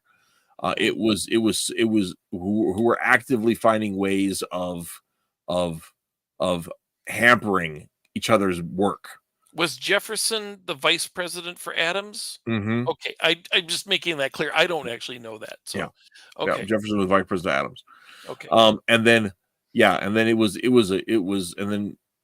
and it was a huge mess. It was so awful. So they actually took it to Congress, changed the amendment by a constitutional amendment to say, well, we can never do this again because these guys, in fact, they didn't speak together for another 20 years. Hmm. And it was at the end of their life, just before they died, that they each sent letters to each other to apologize for being just jerks. And they had spent they did not speak for 20 years, and then they reconciled, and then both died on Didn't they die July in? Yeah, they on the died in same the day, same day. July 4th, like 06 or something like that. Hmm. I can't remember the exact year, but it was the same day. They both died the same day, and they were like 12 years difference in age. Jefferson died pretty young, by comparison. But yeah, and it was that was just after they reconciled. They both passed away, and it was one of those things where it's a decent idea because it would seem that like, oh, these are the two people the American people want to run things. But that was before they had the electoral college was a thing back then, but the party system wasn't. So Yeah. that came a little bit later with how the parties were being operated. So with our current party structure, I don't think we could. The same way third parties very seldom do anything but give the election to the least popular of two candidates. Hmm.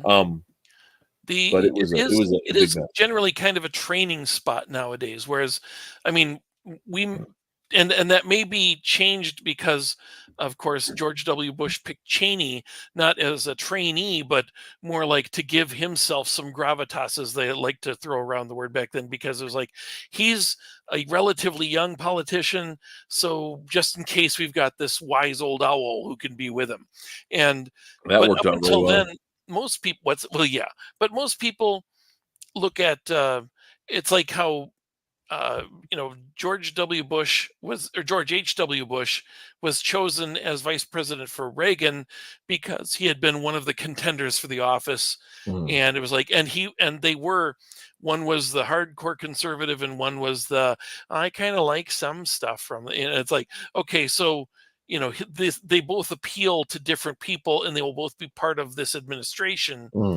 And then George H.W. ascends to presidency. He picks a guy who is much more conservative to kind of balance him out in the same way, so that he doesn't just want to have another guy who is the exact same mushy conservative, mushy Republican, not conservative, And so he picks Quayle. And for those of you who don't know this, back in '88, when Quayle was chosen, the big problem for the Democrats was that Quayle was young and very handsome. And kind of if short, though. he was, but he could, if George H.W. Bush lasted another 8 years, then by then he'd be about 50 and 50 something. And it would be, and having been in there that long, will be ready to be the next one. And they just saw a 24 years, like a whole quarter century of conservatives, if they didn't take Quayle down. And they were ready to just destroy him before they had any ammo. Before he gave them any ammo, they went after him for not going to Vietnam. And Doonesbury had him portrayed as a white feather, which is a sign of cowardice. That's the symbol they used for him. And then after a few months, he made a whole bunch of flubs. He said things like, he could not remember the, a mind is a terrible thing to waste. And he's in the middle of a speech. And it's like, he just had a brain fart. We've all had brain farts, He's like, how terrible it would be to not have a mind, or he's like, shoot, what is it? And then he flubbed like a couple things like that. And he's an idiot. Chicken Sith points out the most famous one, which is absolutely like the dumbest, right? Yeah. Potatoes with an E, right? But they gave him a card that said that. Right. But potato with an E was the standard spelling of potato up until like 1972. And I didn't know that, but yeah, that was how it was spelled. So like, and I know this, and I went back and looked it up, but I know this because when it all happened, my parents, who are both boomers, were just like, "That's how you spell potato." Right? They had dropped that E in standard spellings in like after Quayle was in school. So those flashcards might have still been the ones from the 50s. It's entirely possible. It's entirely possible. Yeah. So he was at the spelling bee. They gave him a card, and a kid spelled it wrong. He said, "Oh, you forgot the E." He's like, "Wait a minute," and it was too late. He'd already done that, and then they just piled on him that whole summer. Well, So and Candace Bergen with the whole made such a big stink because she was in the show. I can't remember her name of her program. Murphy Brown was a single mom. She had a one-night stand with some random dude, and she got pregnant. Okay, so I guess he was a random dude. I don't even watch the show, and I knew this. That was a long time ago, Michael. I was a child. Yeah, and I wasn't, so I can recap it better. But yeah, there you go. But it was the whole thing, and they made it. They made such a big deal because he just said, "I think that a family with a mom and a dad is better," which nobody questions that it is. Yeah.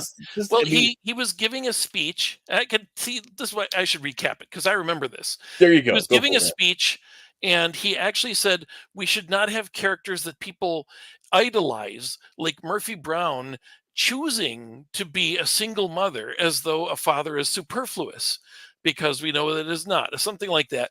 And it was a small line, and obviously his criticizing the producers and the writers for choosing this for a fictional character. Everybody immediately goes after him like conservatives are against single mothers. Like if we find one, we go, you're terrible. It's like, no, single motherhood happens for hundreds of reasons, including the loss of soldiers, and there's there's war widows and all these sorts of things. We have nothing against single mothers, but it is a very unwise thing to choose to be a single mother as though it's going to be financially stable and you'll be able to do this without support. It's a tough thing for two people to do. And so, that's all he was saying. And I actually watched that entire speech that he did, and then he had a Q&A afterwards that people asked him about legislation. He is answering everything in really well done responses. It's like these aren't rehearsed. It's like this guy's really smart.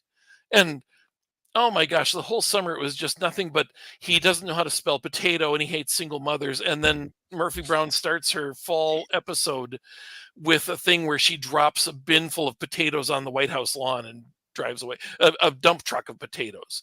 And then you want to hear the best thing? You won't have heard of this. You will not have heard of this. Okay. The beginning, after the summer, because this happens right before all the shows go off the air. This is one of the last things he did in the spring. Only Johnny Carson really got to be able to respond to it right before Johnny left the show. And so in the fall, they come back from the summer, and the first episode of SNL, this is one of the late parts of SNL, right before, like the last half hour before they go to bed. Lauren Michaels says, we didn't really get to address this because we're on our summer break, but George, the problem is that Dan Quayle made fun of one of our characters, Mr. Casual Sex, for being a bad role model. This is Rob Schneider's Mr. Casual Sex. There is no Mr. Casual Sex. This is a made-up thing. He said that Mr. Casual Sex, who has sex with women and then leaves them, is somehow a bad role model, and we didn't get to respond. And so here is our response. And it is the most conservative thing I've ever seen on SNL ever. Knowing what I now know of Rob Schneider kind of makes sense. It's nothing but a takedown of Murphy Brown's pilot episode, or the not pilot, but the first episode back from the fall. And he starts a skit where he's going after Victoria Jackson, and she's like at a party, and she's like, "No, I've been told to stay away from you, that you misabuse women." He's like, "Who told you that? Dan Quayle? He doesn't know how to spell potato." And everybody's like, "Oh, that's right, Dan Quayle doesn't know how to spell potato." And then, just like on Murphy Brown, where Murphy Brown has this big chew out thing where she just addresses Dan Quayle and says, "You don't understand families. Families come in all shapes and sizes." And she goes and stands amongst a whole bleacher full of people. And Rob Schneider says, "Just so you know, men love having casual sex. There's all kinds of men who all proudly have casual sex." And he stands amongst all these men with very severe and superior notions, looking down at the camera. And he's like, "Well, guess what? We're going to keep having casual sex. You can't stop us. And that's us, US. It doesn't have an E, like you put on potato." And it's just the stupidest skit. And the problem is, I've never seen it again. Every time they re-show that show, it's not included in there. And I don't know why, because it was one of the most brilliant things I've ever seen on SNL at the time.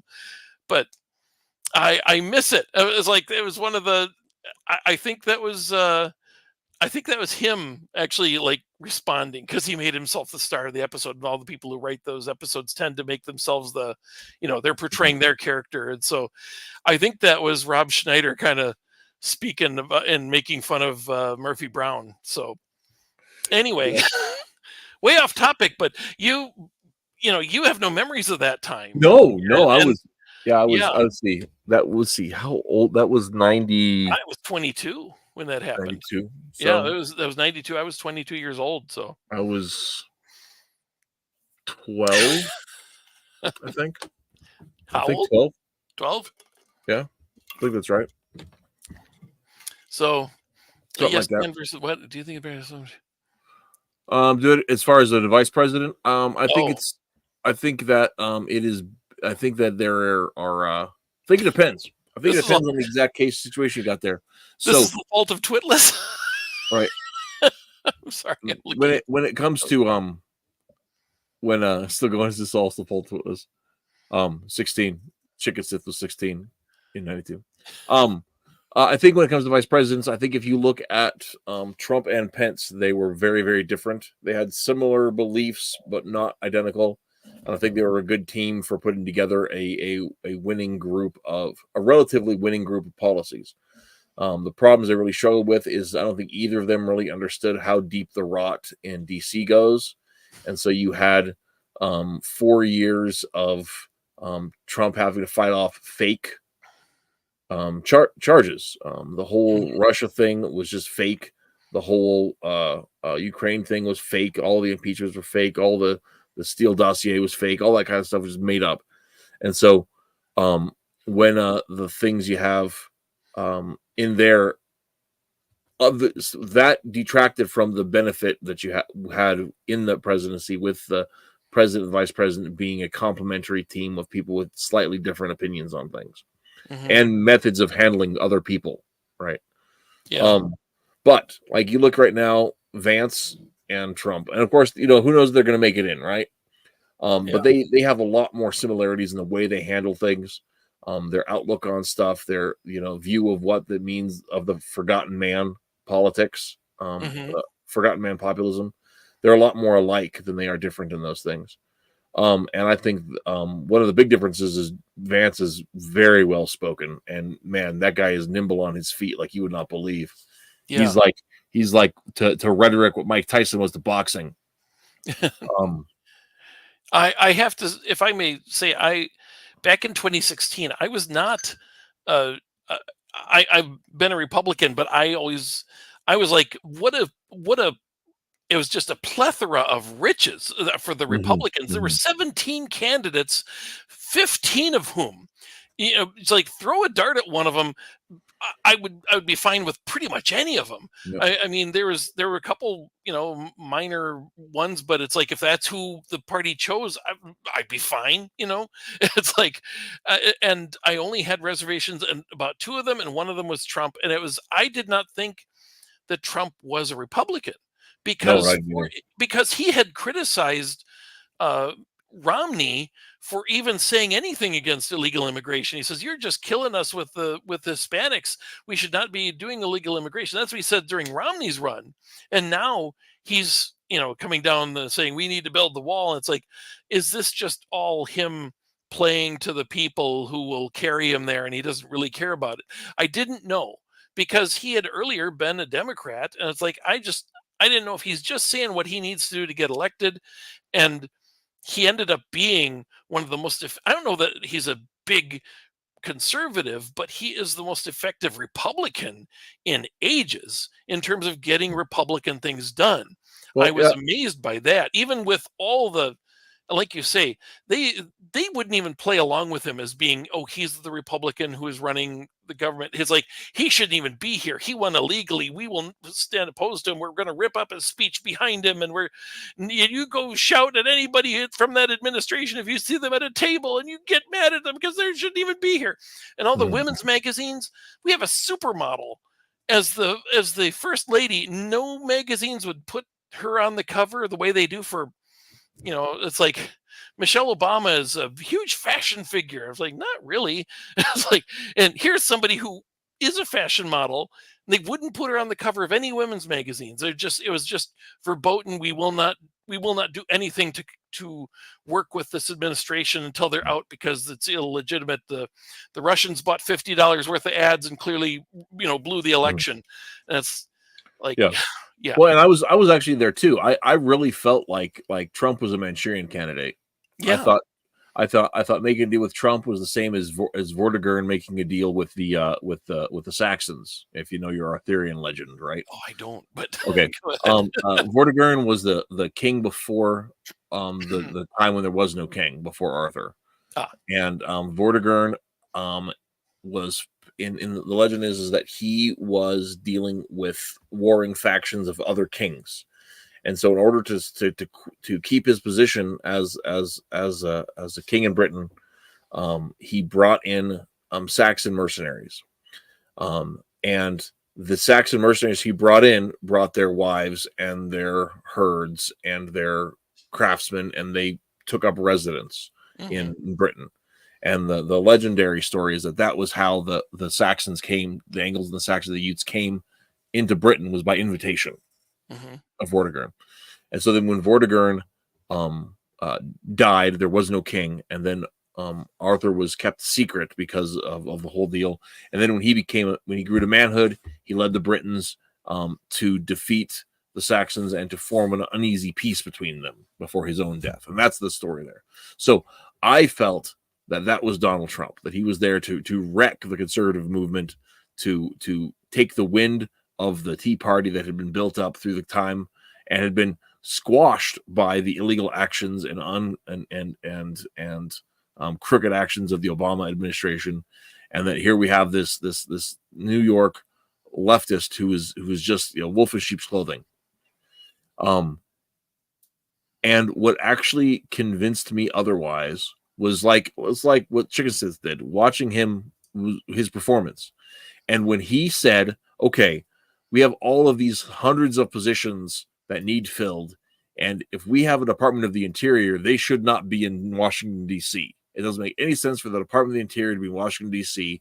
Those people that are running that department need to be running those in the districts where we have stuff. So you need to go to Colorado, you need to go to Nevada, you need to go to the Granite National Park and go run things there, because it doesn't make any sense to be here. And then the administrative state took Trump to court and won. And I said, oh my God, this man is the real deal. Well, I said, he's trying to break the size of the government down piece by piece without anyone noticing. Right. I'm like, that's nobody, not even Reagan made government smaller. Right. This is what I have been promised my entire life. Reagan wanted to, but he had an entirely Democrat government for I think both the House and the Senate, or at least one of them, was entirely overwhelmingly Democrat. And so he when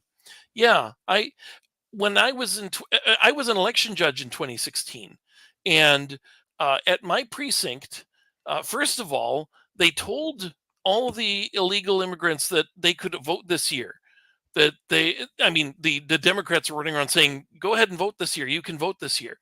And we had a lot of people come up. They did mark that they were not illegal citizens. They did that at the top, but they filled out the whole form to vote. And we said, you can't vote. You're not a citizen. They're like, no, they said we could. And they're like, who? They did. I'm like, who's they? And we had a lot of that challenging. I'm worried about that because we have more and more people. I mean, if they had not been honest, we wouldn't have caught them, because now you know what our governor is like here. They've passed you can get driver's licenses, and if you have a driver's license and you don't say I'm not a legal resident, how are we going to catch you? And the and so it's really it was tough back then. This was 2016. We had a lot of people, but anyway, the point was, as we were counting, this was against Hillary. 2016 was Hillary and Trump, and we had a lot of Republicans writing in. They wanted one of the other candidates from the race. Like I would say that if not for the number of and they're a pain in the butt, because when you write in a candidate and it's not one of the official write-in candidates, then you still have to count for it and you have to tally it up. Counting took hours. I was so tired because I had worked all day since like 5 a.m, and we're counting all these, and we have to count all the ballots. But anyway, if all of the ones that were obviously Republicans but weren't willing to vote for Trump had voted for Trump, he would have tied with Hillary in our precinct. But the people who were obviously Republicans but didn't want to vote for him was way down because they just didn't know, is he even a Republican? Yeah. Or I only voted. I live out here in Nebraska, and where I live, especially where I live in the Panhandle, it's solid red. So like, I didn't vote for Romney because that guy was a snake, and I couldn't stomach it. And it wouldn't have made a difference out here. And I didn't vote for Trump because I didn't trust him. I voted down ticket, but I didn't vote for either the top of the ticket on either of those elections. But man, I sat down, and I was convinced Hillary was going to win. Yeah. It was stunning. I couldn't sit there, and I was just like, I didn't want to know about it. I put in headphones. I came home from work. I put in headphones. I was listening to music, and I had a bottle of whiskey, and I was just sitting down, just trying to ignore the whole thing. And Amy like threw something. My wife threw like a pillow at me, and she's like, "You need to come watch the television." I'm like, "Okay, fine." And I was just watching click, click, click, click, click, and it was insane. It was insane. Have you seen that YouTube clip that went around of everybody just like, there's 0% chance, la da da da da. Yeah. And I was just like, it became the funniest thing in the world, and it was just a laugh to me because I thought, okay, we all got bamboozled, hooray! But there's no way anyone can be as bad as Hillary, right? So there's that. I think the Young Turks video of their reactions over the course of that night is still one of the most watched things on YouTube because it's just hilarious. They start out like, okay, all right, we got, and that's just the slide. I think the funniest reaction was Ben Shapiro was like not on the Daily Wire, but I don't think he was on the Daily Wire gathering. He was with a bunch of people who are from other things, and he's like, well, Donald Trump is the president now, and he goes. Like he like suddenly realized what he said, and it was just like he's the president now.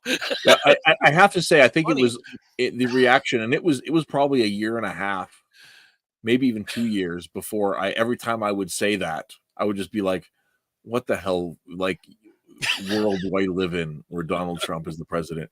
And I'd sit there and I'd watch him do like, solid policy things. And, and like, when that whole business, I was telling Amy about this earlier today. I'm a huge Fallout fan, right? Mm-hmm. Love the game Fallout. And in the game Fallout in 2077 in October, there's a massive nuclear war that wipes out life on Earth, except for, the people that make it to the vaults. Yep. So here it is, 2021, I think it was, and it's in the autumn, and Kim Jong-un is rattle sabering, and Trump's rattle sabering back, and I'm just like, oh my god. Not 2021. He would not be president. No, yeah, you're right. He was 17. Yeah. Okay. He was 17. 1 year into his presidency. 1 year into his presidency, and I'm just like, okay, wow, it's happening early. I never expect. Here we go. Nuclear war any minute. Hey, missile boy. and he bluffed him back. Yeah. I was just like, who is this guy? Yeah. Who is this guy? I couldn't imagine it. Yeah. I see the thing about we got on this because we were talking about Vance, and I had to go back to 2016 because what's been bugging me since 2016 is that the reason I wasn't a supporter is that I want somebody who can make conservative arguments. Trump is not that. Even though I think he's gotten a real conservative education the same way Elon Musk has over the last 8 years. I think he is much more conservative than he was. I think he's much more Christian than he was. I think he was just aping, to have any religion in 2016. I don't doubt with the bullets flying at him that he has discovered some spirituality in, recent times. But I like Ted Cruz. I also like Marco Rubio because both of them could make really good conservative speeches. And I was a big, for those of you who don't know who Rush Limbaugh was, because he was kind of, if for anybody out there who's a Zer, you really wouldn't know. He was, a lot of people thought that he was manipulating people because everybody starts sounding like Rush Limbaugh. Rush Limbaugh is a big talk radio guy, and what he was an educator. He preached conservatism. He explained things that a lot of people were conservative in heart, but they didn't know how to voice or argue their opinions of why they believe what they believe. Mm-hmm. And Rush would have things like, it's not your money, when he's talking to Democrats, and the Democrats are talking about, well, we can't sacrifice any money from this thing. He's like, it's not your money, it's our money. Every dollar of money that you have is our money. And he would just say that it's not your money. Or he'd talk about the drive-by media as his description of the media who come by and just, just throw out the he said that Nazis are good people, and then just drive away. And it's like, wait, that's not what I said. That's the drive-by hit piece is the way to look at the media. That they come by, they do a drive-by on Donald Trump, and then they drive out of there as fast as you can because it doesn't stand up to scrutiny. And so I saw the need for. It's like Rush Limbaugh is kind of fading. He's gotten ill. He left us a few years ago. Fortunately, Donald Trump was able to put an award on him before he died, which was so cool. But we need more people. It's like we need a president who is teaching. It's like using every time that you get a chance to speak is teaching and making arguments and spreading the ideas. And Donald Trump is not that. He's, we're going to be great. It's going to be great. We're going to build a huge wall. We're going to put a second wall behind that. We're going to put a third wall behind that. It's going to be great. It's all part of the thing is like Trump has a whole patois, right? I mean, like once you pay attention to Trump for long enough, you can actually hear what he's talking about. Yeah. Right. And there's complexity and there's depth in the things that he says, but there's a filter. There's a cipher that you have to have in your head, a way of reading Trump. And people that aren't gracious don't have the filter. They don't want to know what Trump's really saying. They just want to smack him. Yeah. And that's one of the things that's so frustrating is because and he's not he doesn't have the most fully formed vision for things. Right. But that's because he's a negotiator. Everything's on the table. Right. Yeah. That's why he can say, that's why he can walk up to Putin and whisper in his ear, "You touch Ukraine, and I'm leveling Moscow," and everyone knows it. I mean, like he doesn't have to have a plan. He doesn't have to have a method of attack. He just says, he has to portray himself as just crazy enough to do it. And look, no, and Russia, zero adventurism for 4 years, which has not happened in 100 years. Right. They were doing adventurism when they didn't have money to feed their people. There wasn't enough grain. They were starving kulaks in the snow, and they were still doing adventurism. And Donald Trump says, no, you stop that crap now. And Putin's like, right. And so you get these leftoids. And they say, "Oh, it's because he was in Putin's pocket." It's like, were you formed out of like bubblegum wrappers yesterday? You have like no memory of anything. It's so frustrating to me. Yeah, and it's like the pullout of Afghanistan is obviously what has led to so much of. I mean, our economy is bad because of the whole pandemic, but if not for the pullout of Afghanistan, I mean, we had not had anybody die in a year. When we pulled out of Afghanistan, that we basically had that down where our side, nobody was dying. The Afghanis were in charge. They were taking all the bullets. They were out there. We were providing support. And if we just stayed there and providing support, if you wanted to pull some people out, you quietly pull some troops out. You see if everything's okay. You pull some material out. You pull some troops out. You see if everything's okay. If at any point it starts going bad, you're like, okay, we pulled out too many, put it back. But he wanted to have this. He wanted to have everybody out by September 11th because that's when Afghanistan started. So now it's going to end 20 years later. And would that be cool? And that's all the thought that went into it. And what you don't do, you don't give the largest military base in Asia to China. That's what you don't do. Yeah. You don't give the largest military installation in Asia to China. And that's what Joe Biden did. And the fact that guy hasn't been impeached over that boggles the mind. I don't understand why everybody in that administration hasn't been stuck on a raft and floated out to sea over that. It's impeachment. We basically put impeachment's a political tool. Do you have the numbers to pass impeachment? If not, then you don't do it. And it's instead of it being a judgment on is this right, right? It should be we are going to do an impeachment because it is the right thing to do. And it's like, well, do we have the numbers to impeach? Then let's impeach. It's like, well, yeah, it's not sadly not seen as a, Nixon would not be in trouble nowadays for the minor little things that he did compared to what everybody gets away with now.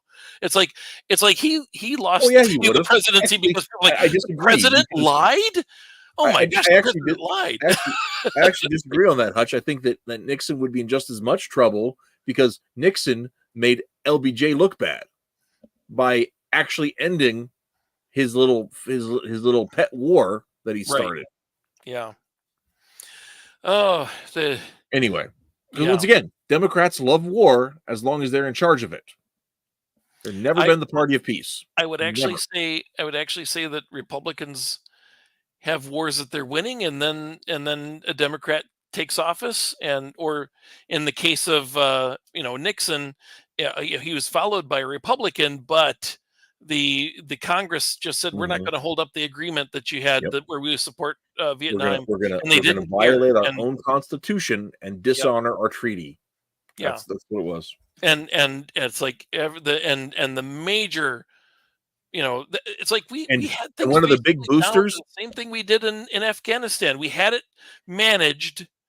We didn't win. We didn't have it won, but we had it managed, and we had the people who were in that country. It's their war. You are now in charge of keeping this going, and then somebody decides, cut off all the funding, get us out of there, and because I don't like reading this on the newspaper headlines anymore. And do you know, Hutch? Do you know who one of the major voices, one of the major pushes behind the treasonous pullout of Vietnam was? Who? Senator Joe Biden. So he's just got a lifetime of this. Yep. He's been screwing over American soldiers and our allies and friends for 50 years. Once again, left on a raft, pushed out to sea, man. Obama nailed it. He said never underestimate his ability to mess things up, and he did not say mess. But no, he did not. Yeah, here we go. From the government, we're here to help. So, there was somebody. Okay, first of all, Isaac, you asked a question earlier about FDR's wife, and I did not get back into that. Eleanor Roosevelt's story is super complicated, and it is late. So I don't want to get into that right now. And we don't normally do history and politics on the show, but yeah. Oh, hey, late. It's late. I thought you said it's slate. And I'm like, what slate? Is there a link? It's late. Before we stop the politics, can you share my link that I shared within the private chat? That is my shirt that I had a artist design of Donald Trump. That's the I got a thing. Hang on. Sorry. I did two things. You can keep talking. I had an artist design this. This is not AI art. This was actually my wife's idea. She's like, can we find an artist to do the Van Gogh painting of himself with the damaged ear, but it's Trump. And I found a guy who's like, the first person I was referred to, I didn't even say what the topic would be. And I just said, I have an idea for a shirt. And the person I get referred to is somebody who studied Van Gogh. I was like, you got to be kidding me. He studied doing Van Gogh. He just did. So I have these shirts that's at the URL. So it's Zazzle, right? It's Zazzle.com / I think it's Zazzle.com / you lousy kids, if you can show the URL or just paste. I can't paste. Oh, there you go. Thank you. You put it in. Okay. Yep. That's where you can get that as a shirt or whatever. And I fully credit the artist on there. I haven't even checked my figures. I have no idea if it's selling or not. I don't know what's going on YouTube, but I think I'm being shadow banned. I don't know if you saw that. I saw your mention that on Facebook. I almost said MySpace. Every what year am I living in? every day I would sign into YouTube and it would say, this person responded to your comments. This person responded to your comments. And every channel that I'm watching a video, I'll say something. And now I've not gotten anything in months. No, I mean, nobody's responding to my stuff. Nobody gives it a plus. It's like it's invisible. It's like I write my thing and I go and I look and I see my comments there, but nobody is responding. And I don't know that it's visible. So it's like I can't really, I don't know how much I can promote myself on YouTube. My channel's getting no hits. I did this video of the Super Friends. It's gotten 100 views. Yeah, that's criminal. That video is amazing. Yeah, and I've tried sharing it around some places. And actually, you know what? Let me look that up quick, and I will go ahead and put that in the description here as well. Well, So if it you is, it is actually just give a link to my You Lousy Kids channel on YouTube. Do you need that URL? I can look it up quick. Okay, at You Lousy Kids. That's why I have it as my. So that is my channel name on YouTube. And if anybody who's watching here hasn't, please like it and just subscribe, because my subscriptions have basically withered to nothing. I don't know what's going on. It's like I don't do a lot of, we're talking about politics on here. I don't talk politics aside from I do imitate Donald Trump, and I will be doing an Among Us show as Donald Trump, and I will be doing my big grand finale next Monday of my final show of playing at least for now, of playing the Tears of the Kingdom, Zelda Tears of the Kingdom. I'm going to go fight Ganondorf and do it in character as Donald Trump. Now, when I planned this, I was going to be calling him Bidendorf, but Kamala Dorf doesn't work. So it's like my plans have gone. It's it doesn't work anymore. But anyway, this is the shirt thing. I'm trying to spread the word, but I don't know where can I post things and have anybody see it, because it isn't YouTube apparently. And I even shared that video, the Super Friends video. I put it on some minor thing. I don't even remember. I did it so long ago. I put it on some minor competitor of YouTube, not Rumble, something else, some small one that just grabs your content from YouTube and reposts it. And I put it on there. It's got way more hits than it has on YouTube. So it's kind of embarrassing. I should have.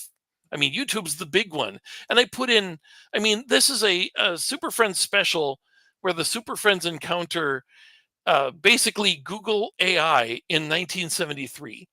And the whole thing is not meant as a commentary, but oh my gosh, it mirrors what society is like now in so many ways. And it is freaky. And I put all these keywords out there that people should be finding it in some way, Google AI art. I put in a lot of trendy stuff, and you'd think that somebody would be finding it somehow, but I've barely got 120 visits to it. So I don't know. I don't know if it's shadow banning or what. I don't know how you find out if you're shadow banned. but I get no comments on my posts anymore, or on my comments on anybody's video. So I don't know what's going on. That's exactly what I'm going to be doing. Yeah, I did Donald Trump last year in October. I did Donald Trump. Now I am 45 pounds lighter than I was back then. I actually look more like him in the face than I did back then. I was a little too obese to be playing him. So this will be a little better this year. I'll have to shave off the beard, of course, but it's okay. I know what you're saying. It's the Master Sword. And I get to have the Hyrulean shield. I got to go get that. And then I jump down in the big hole. Yeah. I've got the wig. I was going to be wearing it. I did watch the other day. You did, so if you guys don't know, over on Mike's channel there, he did a challenge on Tears of the Kingdom as Alex Jones. Yep. And I did my Alex Jones show. I'm actually editing that down so that it's a solid hour instead of 2.5 hours. So I did listen to the whole thing. I listened on 2x speed. And while I was driving the other day, I was driving for work, and there were moments I forgot it was you and not that I was not actually listening to Alex Jones. Sometimes your impersonation was just like perfect, like spot on. And sometimes it was not. Sometimes it was just Mike. And then sometimes I was like, I would forget that I was not listening to Alex Jones play Zelda. Well, it's hard to do his voice. I started out with a bad part of the challenge where I'm just dressing in costume for what takes way too long because of having to interact with the animated characters talking over and over again. Took way too long. And so I was already shouted out and hoarse by the time that I actually wanted to do the real stuff where I'm imitating him, and it's like it was not the best just because of that, but it's I'm editing it down to just the highlights. It's going to be much better. So I'm hoping to have that and Donald Trump and my new stuff. Among Us is getting more. The Super Friends video is linked from my homepage. I mean, it's under the best of You Lousy Kids. I've got a playlist, and it's one of the 3 things featured there. So yeah, it comes up on me. It comes up when I go to the page. It comes up to me as the For You suggested videos. Yeah. But I've also watched it all the way through like once and another once and a half. So it knows that I like it. If he's looking for Super Friends AI art, Super Friends Google AI or something like that, that should be the top of your search results. And yeah, I kind of wonder if it's just, am I just, being squelched somehow?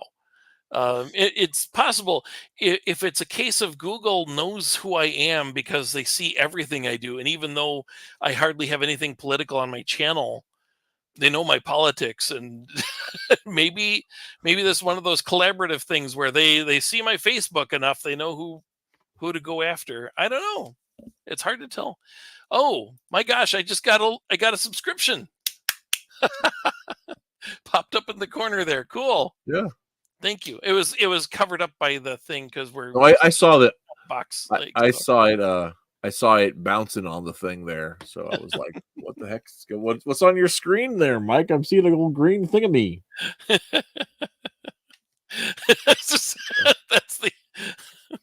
That's not the celebratory one. That's the whatever. But the anyway, thank you so much. This is the problem when you start doing a political thing.